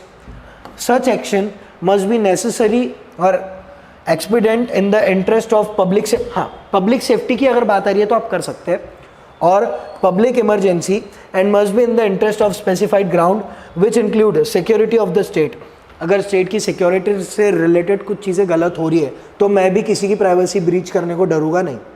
तो मुझे पता है इफ़ अगर मैं उसकी प्राइवेसी ब्रीच नहीं करता और कुछ गलत कर देता तो जाके एज एन IPS ऑफिसर और IAS ऑफिसर्स आपके पास ये पावर हो सकती है कि आपको लग रहा है नहीं यार ये गलत कर रहे हैं और मुझे पक्का यकीन है प्रिवेंटिव डिटेंशन है कि नहीं, आप कर सकते हैं. अभी रिसेंटली पेगासस वाला आया था इशू कि ये जो सरकार है, सेंट्रल गवर्नमेंट है, ये जो अपोजिशन वाले लोग हैं इनके फ़ोन ट्रैप कर रही है पेगासस, जबकि एप्पल एक सबसे सिक्योरिटी वाला मोबाइल माना जाता है, उसके अंदर तक के घुस गए थे. Such a action must be necessary to expand the interest of public safety, security of the state, prevention of incitement of offences और public order. ये करते भी होगे तो अपने को थोड़ी पता आपका मोबाइल कब सामने वाला चला रहा आपको पता चलेगा नहीं, बस हैंग होगा आपका मोबाइल थोड़ा सा. नेक्स्ट, इसलिए तो बोलते हैं ना कोई भी लिंक को ज़बरदस्ती में क्लिक मत करो, वो एक क्लिक से आपका पूरा मोबाइल काम भारी हो सकता है. अब मोबाइल का काम भारी होगा कि आपका काम भारी होगा? आपका काम भारी होगा, क्योंकि उस मोबाइल में आपकी प्राइवेट चीज़ है, पर्सनल चीज़ है, अब वो सामने वाले पर्सन के पास ट्रांसमिट हो जाएगी या चली जाएगी. ऐसा हो रहा है इंडिया में, बहुत ज़्यादा हो रहा है. वीडियो कॉन्फ्रेंसिंग के थ्रू भी जा रही है चीज़ें. आपको एक वीडियो कॉल आता है किसी लड़के का या लड़की का, आप बहक जाते और वो बहकने के बाद कुछ ऐसी चीज़ हो जाती कि आपको ब्लैकमेल करने लगते. साइबर क्राइम इसके ऊपर भी है ना, इसके ऊपर भी पढ़ाने वाला हूँ. साइबर क्राइम के ऊपर एक अलग लेक्चर लूँगा मैं. वीडियो कॉन्फ्रेंसिंग, फिर आपको वो सामने वाला बंदा या बंदी ब्लैकमेल करते हैं, 5,000 रुपये डाल नहीं तो ये पूरी फेमस कर दूंगा, पूरा इंटरनेट पे वायरल कर दूंगा. इसलिए कोई भी चीज़ ऐसी करा मत करो जिससे आपको पछतावा हो और आपकी लाइफ बर्बाद हो जाए. ठीक है, आगे ये appointment of TRAI, telecom regulatory authority of India, try. The bill amend the TRAI act to also allow individual with at least 30 years of professional experience to serve as the chairperson and at least 25 years of professional experience to serve as member. 30 साल का experience होना चाहिए appointment के लिए, उनको professional experience होना चाहिए to serve as the chairperson. अब इतनी बड़ी अथॉरिटी है telecom regulatory authority of India, उसका जो चेयरपर्सन होगा भाई उसको एक्सपीरियंस तो होना चाहिए ना, कुछ ऐसी थोड़ी रखोगे. At least 30 years of professional experience to serve as the chairperson की बात हो रही है अभी, और at least 25 years of professional experience to serve as a member of TRAI, telecom regulatory authority of India.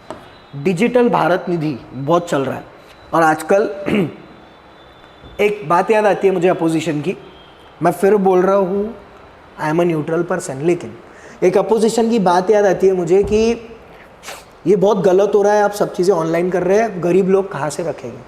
ये बोला गया था, मैं नाम नहीं लेना चाहूँगा, लेकिन आज बेटा आप अगर देखेंगे ना, एक सब्जी वाले के पास भी स्कैनर होता है, पता है ये चीज़. मैं सब्जी लेने गया, मुझे समझता नहीं इतना कैसे क्या लेते. आपको आता है सब्जी लेना? नहीं आता, मुझे भी नहीं आता. कोई भी बेवकूफ़ बना देता है सब्जी के मामले में, क्योंकि लड़कों में एक आदत होती है वो बार्गेनिंग नहीं कर सकते. ज़्यादातर लड़के, लड़की आपको बार्गेनिंग करने में A1. किसी ने अगर 1000 बोला तो लड़के दे दो भैया ठीक है, भले वो 400 की चीज़, लड़की 200 रुपये दूंगी, नहीं दे रहे चलो. है ये चीज़ तो है भाई, ये चीज़ है. मैं गया, मैं लेने गया, अब मेरे पास 100 की नोट थी और उन्होंने बोला कुछ तो भी 20 या 25 रुपये का कुछ तो भी हुआ था वो बाजी. बोला दीदी आपके पास ऑनलाइन पेमेंट है क्या? पहले उन्होंने मना किया, बोला फिर जाने दो, फिर बोला रुक जाओ. फिर उन्होंने एक जेरोक्स पेपर में, उनका एक स्कैनर था जेरोक्स के पेपर, बोले इसमें स्कैन कर दो. अब भले ही उनको नहीं आती थी वो चीज़, लेकिन उनके पास स्कैनर था, वो उनके लड़के के अकाउंट में गए पैसे. आज कहीं भी आप देखोगे मैक्सी वालों के पास, रिक्शे वालों के पास भी स्कैनर है. रिक्शा मतलब ही अपना मैक्सी नहीं होता क्या, मैक्सी रिक्शा, मैक्सी ऑटो, ये लोग भी स्कैनर यूज़ कर रहे हैं। इफ़ यू सी सब्जी वाले, भाजी वाले, टोस्ट वाले, जो बाहर टोस्ट नहीं बेचते हैं, टोस्ट एंड बिस्किट्स, उनके पास भी स्कैनर है। पूरा डिजिटल हो गया है। अभी एडमिशन कराने जाओ कॉलेज में, वहाँ पे भी, हमारा जो कॉलेज है हिस्लप कॉलेज, वहाँ पे भी स्कैनर वाला सीन है, कैश में पेमेंट ही नहीं लेते वो लोग। तो आजकल डिजिटल हो गया है सब चीज़ें। क्या हो गया है? डिजिटल। और किसी ने बोला था कि नहीं हो सकता, इंडिया के लोग पढ़े लिखे नहीं हैं, वो नहीं कर सकते, तो ऐसा नहीं है, डिजिटल हो चुका है अच्छा खासा। Digital Bharat Nidhi, the universal service obligation fund has been established under the 1885 act to provide for telecom services in undeserved area. The bill retains this provision, rename the fund as a digital Bharat Nidhi नाम रखा गया, and also allows use for research and development। जल्दी बढ़ेंगे थोड़ा सा हम आगे। Regulation of important OTT app, OTT app के बारे में बात हो रही है।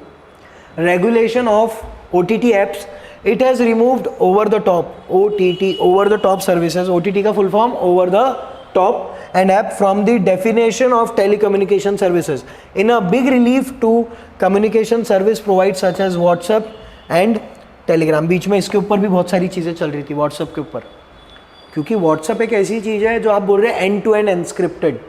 एंड टू एंड एनस्क्रिप्टेड का मतलब आपका जो भी चीज़ है वो एनस्क्रिप्टेड है, वो पता नहीं चलेगा कि आप क्या बात करें, क्योंकि उसको एक एल्गोरिदम रहता है, वो उस हिसाब से पास होता है। तो ये सब चीज़ें रेगुलेशंस लाए गए OTT के लिए। और OTT एक ऐसा प्लेटफॉर्म है ना एस्पायरेंट्स, वहाँ पे आप देखोगे ना सब चीज़ें खुलेआम चल रही है OTT प्लेटफॉर्म पे।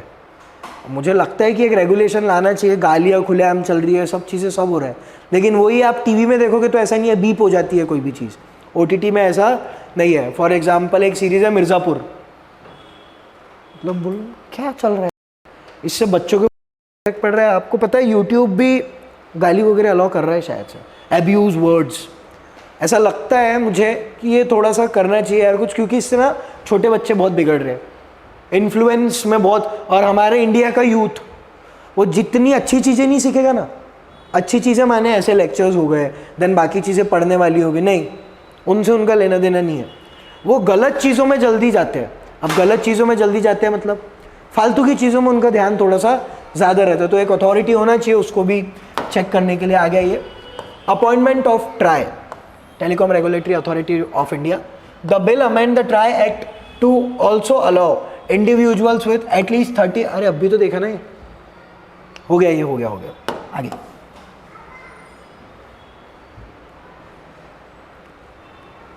हाँ एक बार देख लीजिए, रिवाइज करिए जल्दी फास्ट, देन आगे बढ़ते हैं।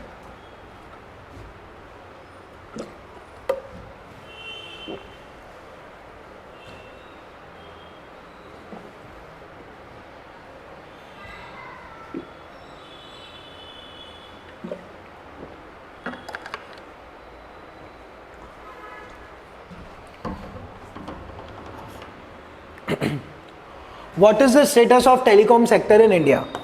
अभी क्या स्टेटस है टेलीकॉम सेक्टर का इंडिया में? The telecom industry in India is second largest in the world. Oh my God, second largest की बात हो रही है भाई, हमारा इंडिया सेकंड लार्जेस्ट में आ रहा है, वाह। With a subscriber base on 1.179 billion as of August 2023 का रिपोर्ट है, वायरलेस प्लस वायरलाइन सब्सक्राइबर्स, बहुत बड़ी बात है।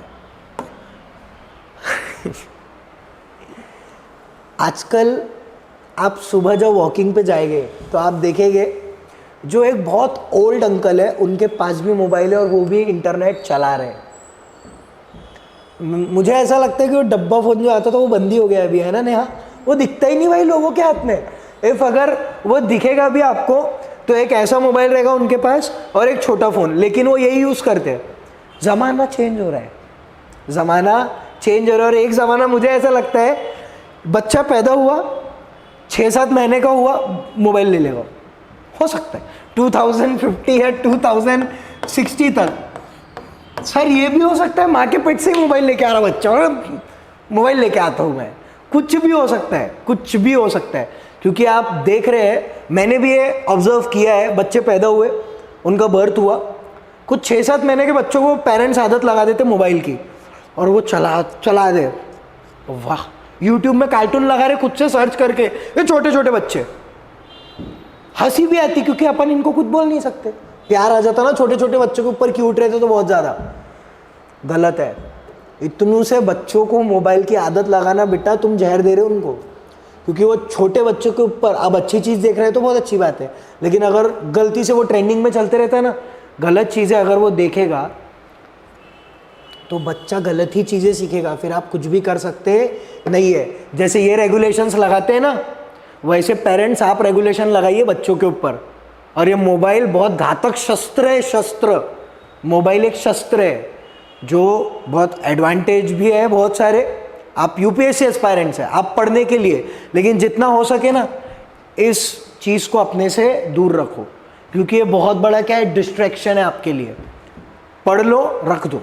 इन छोटे बच्चे छोड़ते ही नहीं है, उनको फिर खाना आया ना आगे, मला मोबाइल पाहिजे, हाँ ऐसा है, मैं देखता हूँ मोबाइल नहीं दिए बच्चा रोना चालू कर देता, खाना नहीं खाता, पेरेंट्स को फिर देना ही पड़ता, तुमने ही तो लगाया आदत, झेलो अब। तो ये चीज़ बहुत बेकार है। देखो ना 1.179 बिलियंस, मजाक है क्या? It also the fourth largest sector in terms of FDI, foreign direct investment inflows, contributing of 6% of the total FDI inflow. Foreign direct investment 6% total direct investment है। India has an overall teledensity of 84.69% class tele density, denote the number of telephones as per 100 population and is an important indicator of the telecom penetration। पहले गांव के लोगों के पास mobile नहीं हुआ करते थे, डब्बा, लेकिन आज उनके पास भी है, क्योंकि वहां पे भी टावर लग चुके हैं। सोचो, तुम सोचो कि क्या हो रहा है। अच्छी बात है, एक लिमिट तक की अच्छी बात है, इन लिमिट के बाहर अगर आप कोई भी चीज़ यूज़ कर रहे हो, डेंजरस है। आप खुद ही अपना वो फ़ोन में एक सेटिंग होती है, उसमें चेक करना कि आप कितने टाइम इंस्टाग्राम पे बैठ रहे हैं, कितने टाइम कौन सा ऐप चला रहे हैं, वो लिख के आता है ना, पूरा समझ में आ जाएगा। मैं मेरी बात बताता हूँ, ऐसा होता है, मेरे साथ भी होता है। आप रात को जब फ्री रहते हैं, ज़रूरी भी है उसको टाइम देना, ज़रूरी है, आप सोशल नेटवर्किंग से कनेक्ट रहना ज़रूरी है। आपने सोचा कि आप 30 मिनट्स बैठेंगे, रील्स वगैरह देखेंगे, देन सो जाएंगे। मैं भी यही करता हूँ, लगता आपको होता हुआ मेंटेन। ये 30 मिनट का ये इतना कम हो जाता ना, 1 घंटा समझ में नहीं आता, क्योंकि वो चीज़ करने में आपको मज़ा आ रही है। स्क्रॉल कर रहे हैं, हंस रहे हैं, वाह, वो सोचा था आधा घंटा बैठूंगा, लेकिन लाइफ का 1 घंटा मैंने उसको दे दिया। मैंने 1 घंटा दिया। कुछ महा अनुभवी लोग उठते हैं, ब्रश करते, नाश्ता करते, मोबाइल पकड़ लेते, बैठ जाते, 2-3 घंटा वेस्ट, उससे ज़्यादा ही। और कुछ लोगों का नया नाटक चालू रहता है। सबकी अपनी पर्सनल लाइफ है, करना भी चाहिए। क्या बोलते हैं, रील्स बनाते हैं, रील्स। यूपीएससी एस्पायरेंट्स, ज़्यादा रील में ध्यान मत दो। इस रील पे ध्यान दोगे, हज़ारों लोग आपकी रील्स बनाएंगे, आपको बनाने की ज़रूरत ही नहीं, इसलिए अभी इस पे ध्यान दो, रील्स पे ध्यान मत दो। देखो थोड़ा सा हाफ एन आवर दो, कोई दिक्कत नहीं है, लेकिन इतना भी मत घुस जाओ उसके अंदर कि आपकी आदत बन जाए वो। The average monthly data consumption, अब डेटा की बात हो रही है, the average monthly data consumption per wireless data subscriber has also increase to 17.36 GB in a March 2023 from 61.66 MB in March. एक बात बताता हूँ आपको, चलो ये जाने दो। एक टाइम था जब 1 GB एक दिन में ख़त्म नहीं होता था, नहीं, ख़त्म ही नहीं होता था वो 1 GB, पूरा महीने भर चला रहे हो आप उस 1 GB को। आज 1.5 GB वाला पैक मारो, तुरंत ख़त्म होता, फिर बाद में 19 रुपये का रिचार्ज मारना पड़ा था। क्या बोलते हैं आप, यार शिट नेट ख़त्म हो गया। मेरे ही साथ हुआ, मुझे इतना यूजेज है कि मुझे वाईफाई लगाना पड़ा अपने यहाँ। तो सोचो, वाईफाई लगाने के बाद तो अनलिमिटेड चल रही है चीज़ें, इंटरनेट का कोई टेंशन ही नहीं, क्लास में भी वाईफाई लगाए, अरे है कि नहीं? क्योंकि अब उस 1-1.5-2 GB से कुछ होता नहीं, वो तो रील्स ही खा जाती भाई। 2 GB लगातार बैठे रहो देखने के लिए, रील्स ही खा जाएगी उतना नेट। डेंजरस सिचुएशन है, बहुत ज़्यादा, बहुत नेट यूज़ कर रहे हैं हम लोग। इसलिए प्लान्स भी आपने देखा होगा कितने महंगे हो गए। 900 रुपये का 2 GB मिलता है 3 महीने का शायद, एयरटेल का। कौन सी सिम है आपके पास? जियो में कितना है? 449, 450 2 महीने का, उतना ही कुछ है शायद। 1.5 GB मिलता होगा, 700 3 मंथ का 1.5 GB। सोचो, वो है एक टाइम ऐसा आएगा जब 1000 रुपये का इंटरनेट परचेस करोगे आप। लेकिन उसके साथ साथ इनकम बढ़ रही है क्या, ये भी तो देखना ज़रूरी है ना। इनकम अगर सही रहेगी तो आप डालोगे, इनकम अगर सही नहीं रहेगी तो आप प्रॉपर नेट डलवा पाओगे क्या, नहीं डलवा पाओगे, वो भी एक चीज़ है। ये आज का हमारा लास्ट टॉपिक है, criminal law reform act. Then हम लोग कल कुछ टॉपिक देखेंगे एंड आपकी पॉलिटी की सीरीज़ ख़त्म हो जाएगी। ये पढ़ना बहुत इंपॉर्टेंट है, ठीक है, हो गया। 6-7 स्लाइड है, वो देख लेते हैं।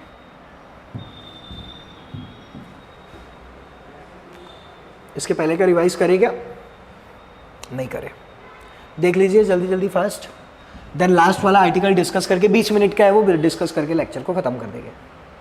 Telecommunication act 2023, why in news the president gave his assent to the telecom bill 2023 to place the 138-year-old Indian Telegraph Act.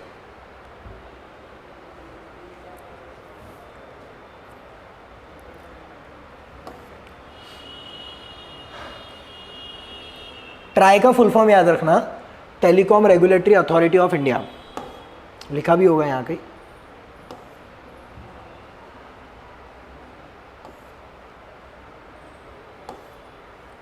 चलो आ जाओ, लास्ट आर्टिकल आज का। Why in news the President of India granted assent to the 3 significant bills to overhaul the country's criminal justice system। 3 नए कानून लाए गए, हटा के लाए गए, किसी चीज़ को देखते हैं, CRPC IPC को हटा के ये लाया गया है। पहला, the central government has introduced 3 new bills in the लोक सभा। 3 नए कानून लाए हैं लोकसभा में, that propose a complete overhaul of the country's criminal justice system, बदल के रख दिया है। The 3 bills are, याद रखो जल्दी fast. The 3 bills are set to replace the Indian penal code को हटा दिया, IPC 1860। आपने सेशन कोर्ट हाई कोर्ट में बोलते हुए सुना होगा, my lord according to article 376 302 of the Indian Penal Code justifies murder, kidnapping, rape, half murder, ऐसा बोलते हैं ना वो लोग, मे लॉर्ड। इसको हटा दिया भाई अभी। अब क्या बोलेंगे, अकॉर्डिंग टू भारतीय न्याय संहिता मे लॉर्ड, आर्टिकल 101 102 जो भी है आगे के वो सब चीज़ें बोलते हैं, लेकिन अब इंडियन पीनल कोड बोला जाता नहीं है। The code of criminal procedure code CRPC, उसे भी हटाया गया है 1973 का। The Indian evidence act of 1872, ये तीनों को हटा के 3 नए लाए गए हैं। वो 3 नए कौन से, तो उसमें पहला है भारतीय न्याय संहिता, इसको आप इंडियन पीनल कोड पहले बोलते थे 2023। दूसरा है रिप्लेस द IPC, भारतीय नागरिक सुरक्षा संहिता BNSS 2023 फॉर CRPC, ये बताया था ना मैंने आपको, CRPC को रिप्लेस किया है। Then the last one is Bharatiya Sakshya BS bill 2023 for the Indian evidence act, we are referred to as the standing committee. लिख लो, काम में आएगा, लिख लो। जब तक लिखोगे नहीं ना वो दिमाग में घूमेगा नहीं आपके। कैसे लिखना है, किसको हटा के आया, इंडियन पीनल कोड को क्या हटाया तो क्या आया, भारतीय न्याय संहिता आया। The code of criminal procedure को हटा के सुरक्षा संहिता आया, भारतीय नागरिक सुरक्षा संहिता, और भारतीय साक्ष्य आया, किसको हटा के, इंडियन एविडेंस एक्ट को हटा के। ऐसा डॉट डॉट डॉट डॉट करके लिख लो जल्दी फास्ट।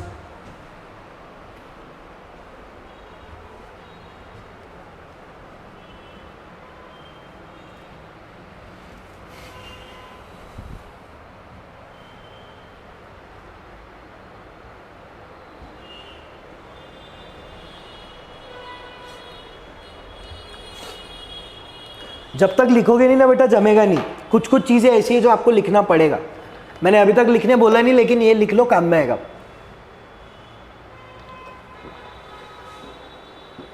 नहीं अभी तो 2025 में काम में आएगा।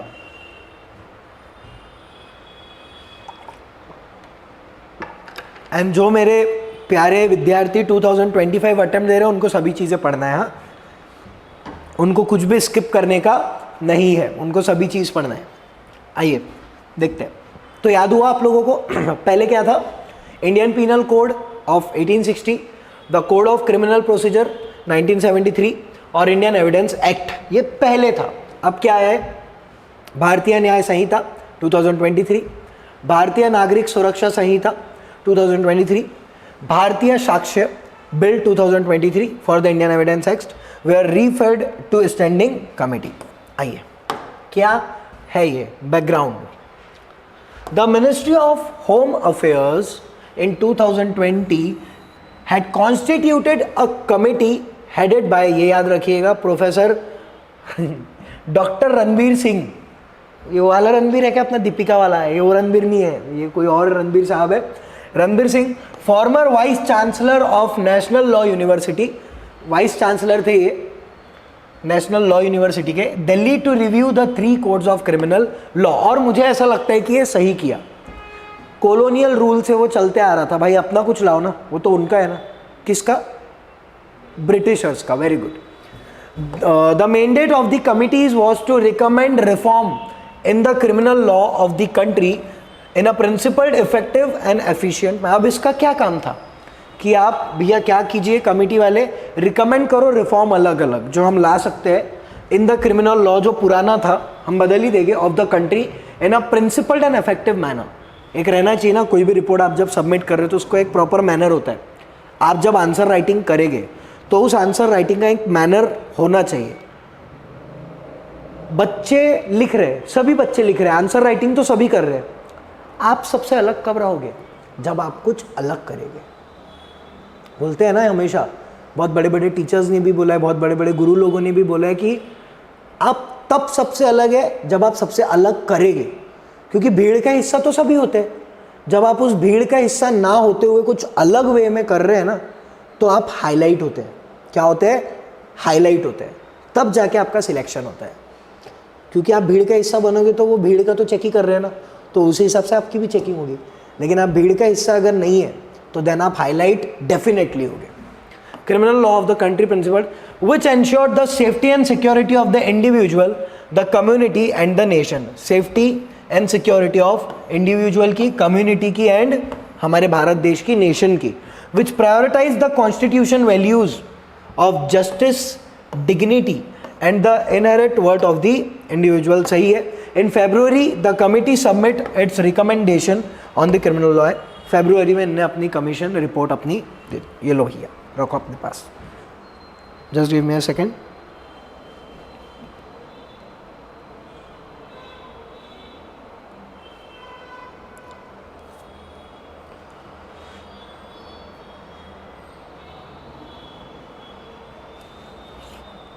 चलिए भारतीय न्याय संहिता के बारे में देखते हैं.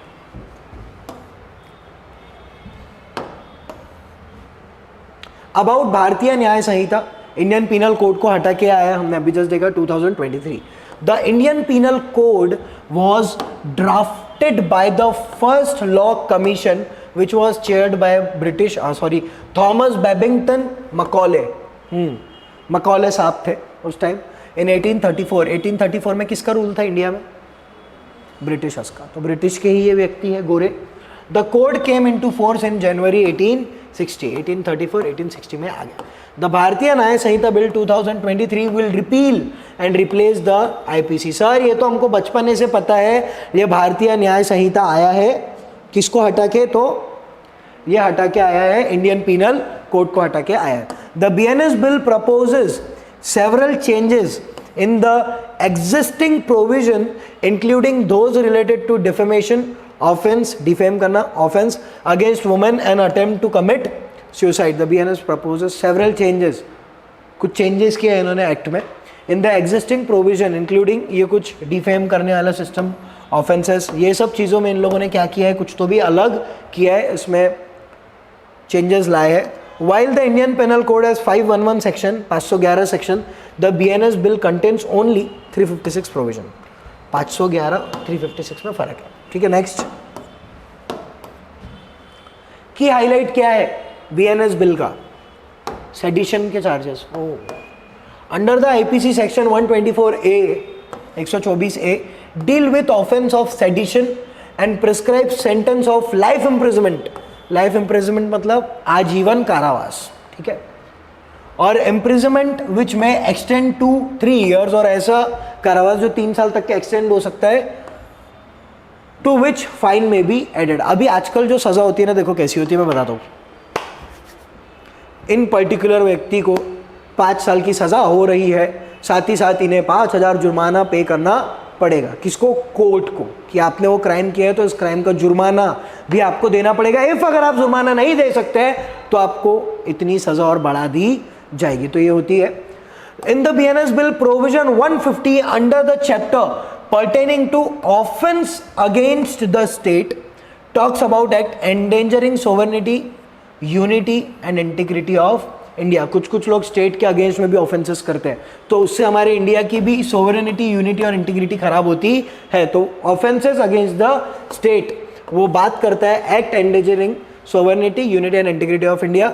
देन उसके बाद बात हो रही है टेररिज्म की। सेडिशन की होगी खत्म बात, अब अपन बात करते हैं टेररिज्म की। For the first time word terrorism has been defined under BNS bill which was not there under the IPC।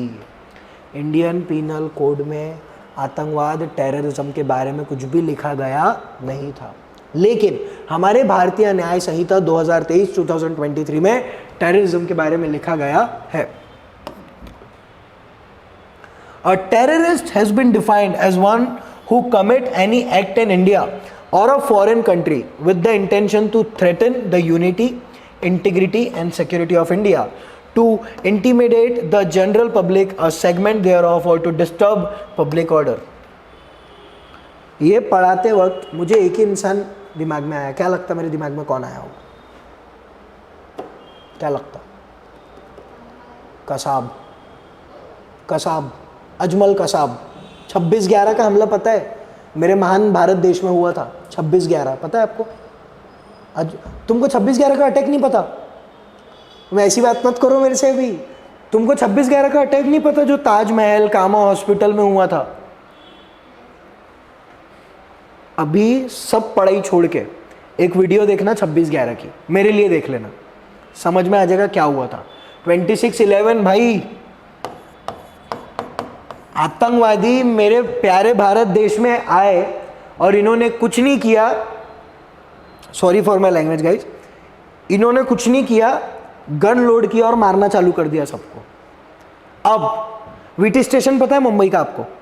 Mumbai में जो स्टेशन है, जो मेजर स्टेशन है वीटी स्टेशन, ये वहां पे आए, इन्होंने सबको तो मारा। अब मारने के बाद इनको चैन नहीं है, वापस से फायरिंग की। जो लोग मरे हुए थे ना उनके ऊपर वापस से फायरिंग की ताकि वो और मर जाए। अब इससे भी शर्मनाक चीज, वो बच्चा रो रहा है अपनी माँ के सामने क्योंकि उसकी माँ नहीं उठ रही है। उस व्यक्ति ने उसको देखा और उस बच्चे की खोपड़ी में गन मारी। मेरे को गूज़बम्स आ रहे। अगर मेरे को मिल जाता ना वो, मजाक नहीं क्लास, ये कैसे कर सकते हैं ऐसा? ताज होटल में घुस के लोगों को मारा, वीटी स्टेशन में घुस के लोगों को मारा, कामा हॉस्पिटल में घुस के लोगों को मारा। ये कौन है? ये कौन है? ये लोग, ये आतंकवादी है, ये टेररिस्ट है, और इनके लिए इंडियन पीनल कोड में कुछ भी लिखा गया नहीं है। लेकिन अभी हमारे बीएनएस में, मैं तो बोलता हूं इनको कुछ मत करो, सामूहिक फांसी दो सभी को, ये जो ऐसी हरकतें करते हैं। ये जो 250-300 लोग ये जो मारे गए थे हमारे वहाँ पे मुंबई में, इनकी कुछ गलती थी क्या बे? कुछ गलती थी इनकी? कुछ भी गलती नहीं थी, तुमने ज़बरदस्ती में मारा। जब तुम्हारी इतनी औकात है ना लड़ने की, तो बॉर्डर पे हमारे लोगों से लड़ो। इनकी क्या गलती थी? तुमने मारा ना इनको, अजमल कसाब और ये जो भी है, ये तुमने मारा ना। वो 6-7 लोग आए थे पाकिस्तान से, नहीं पुलवामा तो दूसरा हो गया, वो तो 2014 का था। आप एक बार 26/11 देखना, फिर कल मैं आपके साथ उस पर डिस्कशन करूँगा। कुछ नहीं करना, गूगल पे डालना या यूट्यूब पे डालना 26/11, पूरी डिटेल आ जाएगी, आपको पता होगा। क्लिक नहीं हो रहा, आपने देखा होगा। वो खून खोल जाता मेरा, जान जल जाती मेरी सही में, क्योंकि उन 200-250 लोगों की कुछ भी गलती नहीं थी और आपने उनकी बेअखारक जान ली और ऐसी भी जान नहीं ली। तुम लगातार फायरिंग कर रहे हो। मेरे बहुत सारे उसमें शहीद हो गए थे लोग, बहुत ज़्यादा। आइए, now in the BNS bill the offence of defamation carries a simple imprisonment of up to 2 years, 2 साल की जेल, और अप विथ फाइन भी, और विथ बोथ और विथ कम्युनिटी सर्विसेज। जाने तो मेरा दिमाग खराब हो गया अभी बहुत ज़्यादा। वो मैं याद करता हूँ ना 26/11, मेरा दिमाग काम करना बंद कर देता है। आप अगर वो नाना पाटेकर की मूवी देखेंगे 26/11, तो समझ में आएगा कि नहीं यार, कितना ज़्यादा बुरा हाल था उस टाइम मुंबई का। मुंबई में ना हमेशा ये सब होते आया है, 26/11 बॉम्ब अटैक होता ही। बेचारी मुंबई की मेरी प्यारी धरती पता नहीं क्या क्या झेल चुकी है आज तक के। ठीक है, आगे आते हैं। mob lynching. Notably, for the first time, capital punishment has been introduced for the offense of mob lynching. Apart from offense being made punishable with 7 years of mob lynching करते हुए अगर आप पाएंगे तो 7 साल की जेल और लाइफ इम्प्रिजमेंट भी आपको हो सकता है, आजीवन कारावास. Sexual exploitation of women on the pretext of marriage, job, promotion or by concealing identity will be considered a crime. पहले भी था, आज भी है. मैं तो बोलता बढ़ा देना चाहिए इसको. वर्क प्लेसेस पे सेक्सुअल हरासमेंट वुमेन के साथ होता है, बहुत होता है. अब वर्क प्लेसेस में कौन करता होगा? जो बड़े ऑफिसर्स, अथॉरिटी रहती होगी, बॉसेस होते हैं, देन अदर लोग होते हैं जिनकी पोस्ट हाई होती है, ये सेक्सुअल हरेस करते हैं वुमेन को. तो ये क्या है? एक क्राइम है, ये बहुत बड़ा क्राइम है ये. ठीक है, तो उसके भी बारे में है. The new bill omit the provision for the offence of adultery. This is in line with the Supreme Court ruling 2018 in the case of Joseph Shine versus Union of India, where section 497 of the IPC, which criminalized the adultery, was held to be unconstitutional. बोला गया उस time IPC के section. लेकिन भाई ऐसा नहीं है. अभी BNS में बहुत सारी चीज़ें ऐसी लाई गई है जो बहुत सही लगी है मुझे. मैंने BNS पढ़ा, मुझे अच्छी लगी वो. मुझे ऐसा लगता है कि नहीं, और कुछ चीज़ें इसमें ऐड हो सकती है जो कि एडल्ट्री वगैरह से, पॉर्न एडल्ट्री होती है, ये सब करते हैं ना लोग, बच्चों के साथ भी तो गलत होता है कितना ज़्यादा. तो वो सब चीज़ें हैं. आगे ठीक है, थोड़ा फास्ट देखेंगे, टाइम कम बचा हमारे पास अभी. चलो थोड़ा सा फास्ट देखते हैं अभी. The new bill does not include any punishment for unnatural sexual offence against. क्या है ये? What is this? इस न्यू बिल में does not include any punishment for unnatural sexual offence against man. बेटा टेंशन मत लो, टेंशन मत लो, हो जाएगा, वो भी हो जाएगा. अरे लड़कों के लिए कुछ नहीं यार. ठीक है, आ जाओ. अच्छा, मुझे एक चीज समझ में नहीं आती,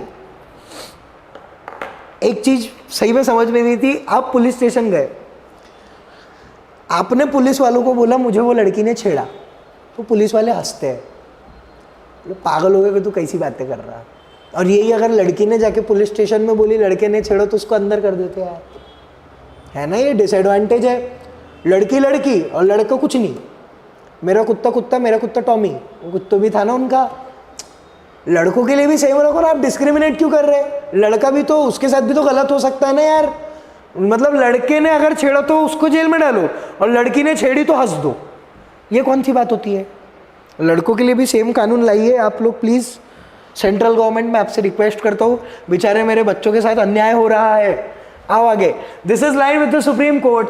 anonymous reading down of section 377 of the IPC as far as it criminalized same-sex relation between consenting adult in Navjeet Singh Johar versus Union of India 2018. The provision legalizing marital rape has however been written. marital rape without consent, आप अगर कुछ करते हैं तो वो marital rape होता है. Exception 2 of section 63, which defines the offense of rape, reads sexual intercourse or sexual act by a man with his own wife. Consent जरूरी है, भले ही आपकी शादी हो गई होगी. The wife not being under 18 years of age is not rape. 18 के बाद तो रेप ही माना जाएगा ना. रेप तो रेप होता है ना भाई, वो कुछ भी हो. The wife not being under 18 years. शादियों की उम्र तो 21 है ना, गर्ल्स के लिए 18 है. आता अभी ठीक है. आगे. While the punishment for the offense of murder is covered under section 302 of IPC. अब ध्यान दो. It been covered under provision 101 of the BNS. Sir पहले इंडियन पिनल कोड में मर्डर का जो आर्टिकल था वो 302 था. कौन सी कलम लगी? वकील बोलते थे 302 है मर्डर. अब क्या है वो? 101. अब इंडियन पिनल कोड बोलोगे क्या? आप बोलोगे BNS के तहत आर्टिकल 10 कलम नंबर 101 के तहत मर्डर अब ऑफेंस है. ठीक है, पहले 302 था. The punishment for murder that is life term और डेथ, तुम दे रहे, रिमेन्स अनचेंज्ड. मैं तो मर्डर वाले लोगों को भी घूमते हुए देखा हूं. मर्डर करके भी घूम रहे बाहर, हाफ मर्डर करके भी बाहर घूम रहे हैं। मतलब इंसान की कोई वैल्यू नहीं है, इंसान के खून की कोई वैल्यू नहीं है। गुस्सा आती है ऐसा देखो तो, पेरोल पे बाहर आ रहे हैं, बेल पे बाहर आ रहे हैं। भाई तुमने किसी की जान ले ली और तुम जेल से बाहर आ जा रहे बोले तो बहुत बड़ी बात है। अपने देश में ना फांसी की सज़ा बहुत कम होती है, पता है आपको? नेहा, सालों बाद आप सुनते होगे कि किसी को फांसी हुई। आप यही सुनते होगे एनकाउंटर हुआ, आजीवन कारावास हो गया, लाइफ टाइम इम्प्रिजमेंट हो गया, लेकिन फांसी की सज़ा बहुत कम होती है। The punishment for murder that is life term sentence remains unchanged. Speedy legal procedure, हाँ ये according to the proposed bill a charge sheet will have to be filed within 90 दिन, 90 दिन के अंदर अंदर। And the court can give permission for another, court permission दे सकती है कि आप और 90 दिन ले सकते हो, लेकिन चार्जशीट 90 दिन के अंदर अंदर फाइल हो जानी चाहिए। एक होता है पीसीआर, पीसीआर इसका फुल फॉर्म है पुलिस कस्टडी रिमांड। क्या होता है ये? Police custody remand. एक पर्टिकुलर टाइम के लिए पुलिस वाले आपको अपने पास रखते हैं, पूछताछ करते हैं। एक पर्टिकुलर पीरियड बोल रहा हूँ मैं, एक प्रॉपर टाइम होता है उसके लिए। देन उसके बाद होता है एमसीआर। सर एमसीआर माने मैजिस्ट्रेट कस्टडी रिमांड, एमसीआर माने मैजिस्ट्रेट कस्टडी रिमांड। देन आप जेल जाते हैं, जेल में फिर रिमांड चलती है, ठीक है? वो आते रहते हैं। मैं एमसीआर में गया मतलब आपको जेल ट्रांसफर हो जाता है आप, ठीक है? ये सब टर्म याद रखिए, पीसीआर, एमसीआर। एफआईआर का फुल फॉर्म क्या है यहाँ पता है? एफआईआर का full form, yes very good, first information report, जो साइट पे जाके आपको पहले दिखा, हाँ ये ऐसा FIR, first information report. As far as criminalise sex relation between consent, ये तो हो गया ना हमारा। चलिए next, sorry, pro will be have to complete it in 180 days and sent for trial. After trial judgment will have to go be given in 30 days. नहीं होता sir हमारे यहाँ, कोर्ट में बहुत प्रॉब्लम है। कोर्ट 5 मंजिल ऊपर चढ़ना पड़ता है नागपुर के सेशन कोर्ट में। कभी गए हो क्या सेशन कोर्ट? गए हो? ठीक है, जाना कभी। आपके लाइफ में ऐसा कोई सीन नहीं आना चाहिए जिससे आपको सेशन कोर्ट जाना पड़े, लेकिन ऐसे भी जा सकते हो आप हियरिंग सुनने के लिए, एक बार जाना। मेरा तो, मैं चलते चलते मेरे को ऐसा लगता है 8-10 किलो कम हो गया मेरा, इतने ऊपर था लास्ट कोर्ट 6वें मंजिल पे। द भारतीय नागरिक सुरक्षा सेकंड संहिता 2023, ये सीआरपीसी को हटा के आया है। आइए देखते हैं। Seeks to replace the criminal procedure code को हटा के ये आया है। The CrPC provide for the procedure for arrest, prosecution and bill. देखो कुछ नहीं है, कुछ नहीं है, कुछ नहीं, बहुत ईजी है। भारतीय न्याय संहिता में आपको ये बताया गया है कि अगर ये व्यक्ति ये क्राइम कर रहा है तो उसको कौन से आर्टिकल के तहत सज़ा होगी या कौन से कलम के तहत सज़ा होगी, ये लिखा गया है, सज़ा होगी। सॉरी, अबाउट भारतीय नागरिक सुरक्षा में ये लिखा हुआ है कि उसकी प्रोसीजर कैसी होगी। अब भारतीय न्याय संहिता में लिखा था कौन से आर्टिकल के तहत उसको सज़ा होगी, लेकिन उसका प्रोसेस नहीं बताया कि कैसे होगी, क्या होगी। अब इसमें बताया गया है, भारतीय नागरिक सुरक्षा संहिता में बताया गया है कि उसका प्रोसीजर क्या होगा। आप कितने दिन के लिए उसको रखोगे, कितने दिन पूछताछ करोगे, कैसे कैसे लेके जाओगे, कैसे कैसे मजिस्ट्रेट के पास जाओगे, फिर क्या प्रोसीजर आगे का होगा, कैसी फाइल सबमिट होगी, प्रोसीजर लिखेंगे, ठीक है? आइए देखते हैं। The CRPC provide for the procedure for arrest, prosecution and bail.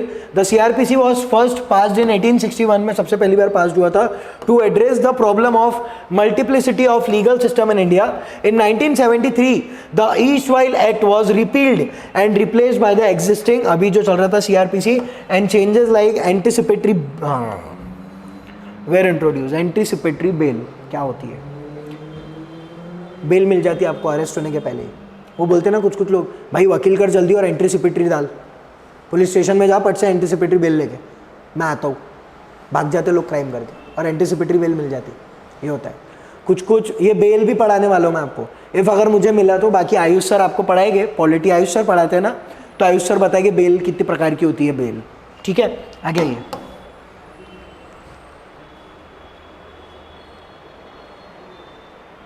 चलो moving forward, key highlight of Bharatiya Nagarik Suraksha Sanhita 2023, detention of under trials. As per the CrPC, if an accused has spent half of the maximum period of imprisonment in detention, he must be released on personal bond. अभी as per CrPC में लिखा हुआ था, अभी अपन वो नहीं पढ़ रहे। इफ कोई अक्यूज्ड है, उसने अपना आधा समय और मैक्सिमम पीरियड जो है वो कहाँ पे बिता दिया है, जेल में बिता दिया है, he must be release on a personal bond. Personal bond के मदद से वो रिलीज किया जा सकता है। अभी कुछ कुछ लोग अपने अच्छाई की वजह से भी बाहर आते हैं, हमेशा के लिए नहीं, उनको एक समय के अवधि के बाद वापस ले लिया जाता है। गरम हो रहा अभी, हाँ, उनको एक समय अवधि पर वापस ले लिया जाता है, लेकिन उनको उनके अच्छे कार्यों की वजह से कुछ दिन बाहर रहने दिया जाता है। For example Arun Gawli, for example Asaram Bapu भी कुछ दिन के लिए अभी बाहर आए थे, तो वो एक चीज़ होती है। He must be release on personal bond. This does not apply to offences punishable by death. हर किसी को, अगर आप देखो मैंने मर्डर कर दिया और मैं जेल में बहुत अच्छे से, मेरे को बाहर भेजेंगे क्या वो, मैं फिर बाद में जाके भी मर्डर कर सकता हूँ ना भाई, कुछ कुछ केसेस में। The BNSS2 adds that this provision will also not apply to offences punishable by life imprisonment वाले जो है, क्योंकि जिसको भी लाइफ इम्प्रिजनमेंट होता है, आजीवन कारावास, वो कुछ बड़ा क्राइम करके जाता ना भाई अंदर, ऐसा वैसा क्राइम तो उसने किया नहीं होगा, नहीं तो वही नहीं रहता ना इतना ज़्यादा। Person against whom proceedings are pending in more than one offence. कुछ कुछ लोग होते हैं जिनके ऊपर एक से ज़्यादा चीज़ों के ऊपर केस चल रहा होता है, एक प्रूव हुआ फिर दूसरा। जैसे हमारे नागपुर के संतोष आंबेकर है, इनके बारे में पता है? नहीं पता यार? नेहा, तुम ना बहुत सारी चीज़ें तुमको अभी पता करना है, पता करो नागपुर के बारे में, और वो 26/11 देख लेना है ऐप से। चलो आगे आओ, थोड़ा सा एक दिन संडे वनडे देख के, यूट्यूब पे तो सब चीज़ें है, नागपुर के बारे में थोड़ा देखो, वो आपके प्रिपरेशन में ज़्यादा काम आएगा, क्योंकि आपका क्लियर हो गया। और आपको पूछे तो नागपुर के बारे में कुछ, आप नागपुर से हो ना? कहाँ से हो? अरे यार, मैं वही बोला, इसलिए बच्चे को क्यों नहीं पता है, तो थोड़ा सा जानकारी रखो, हाँ, अच्छे से काम में आएगा आपके लिए। About the Indian evidence act, ये लास्ट है हमारा आज का। It governs the admissibility of evidence in India courts and applies to all civil and criminal proceedings. मैं भी थक गया आज।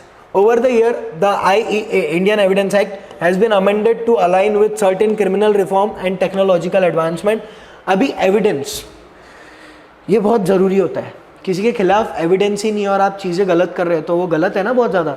तो अलग अलग चीज़ें बताता है इंडियन एविडेंस एक्ट कि क्या है। For example, the IEA was amended in 2000 में, इसको अमेंड किया गया, चेंजेस लाए गए, to provide for the admissibility of electronic record और एज सेकेंडरी एविडेंस। पहले कैसे एविडेंस होते थे, सब पेपर वाला काम था, अभी वैसा नहीं है। आप एक क्लिक मारोगे ना, आपके बारे में पूरा क्रिमिनल रिकॉर्ड आ जाएगा कि आपने क्या क्या किया है। इफ़ आपके ऊपर कोई भी कलम बेटा अगर लगती है तो आप पेपर्स नहीं दे सकते गवर्नमेंट के। इसलिए मैं बोलता हूँ हमेशा बच के रहो, कोई भी चीज़ में ऐसे इंडल्ज मत हो जाओ जिससे आपकी लाइफ बर्बाद हो जाए। एक भी क्रिमिनल रिकॉर्ड और आप पूरे एग्जामिनेशन से बाहर, फिर आप कोई भी एग्जामिनेशन दे सकते नहीं हैं। Next, the Law Commission has examined the IEA on multiple occasions and suggested amendment on the matter such as custodial violence, admissibility of police confessions and cross examinations। आगे आइए, और कुछ है यार, चलिए जल्दी जल्दी की प्रोविजन क्या है भारतीय साक्ष्य सेकंड बिल 2023 के। Admissible evidence, parties involved in a legal proceeding can only present admissible evidence.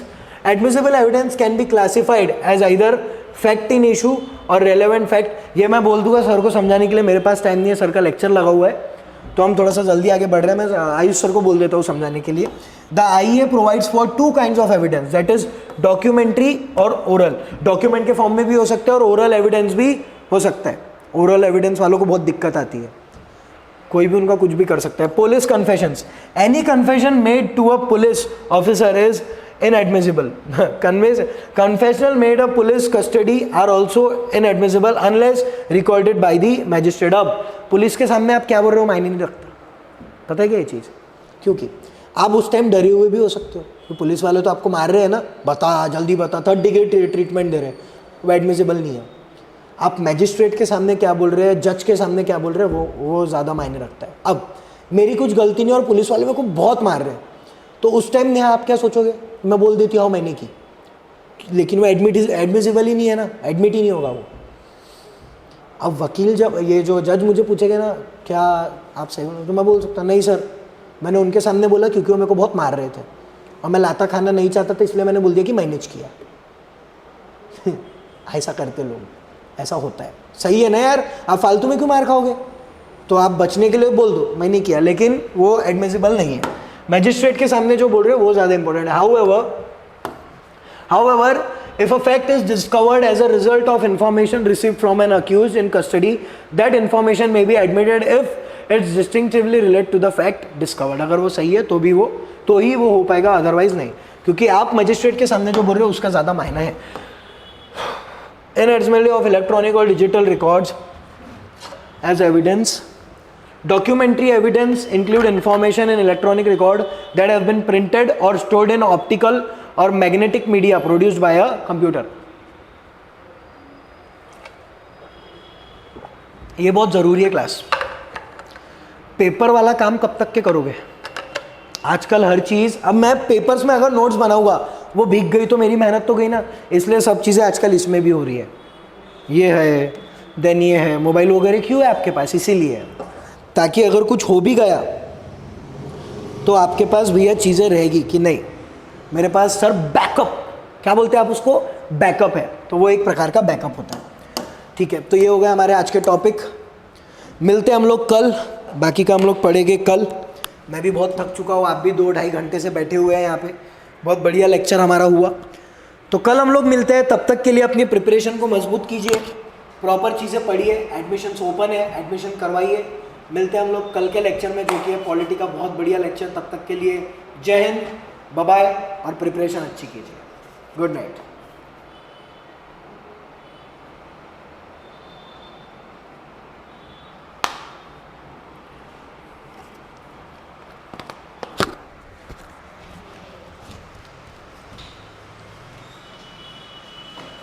समझा नहीं है अच्छे से?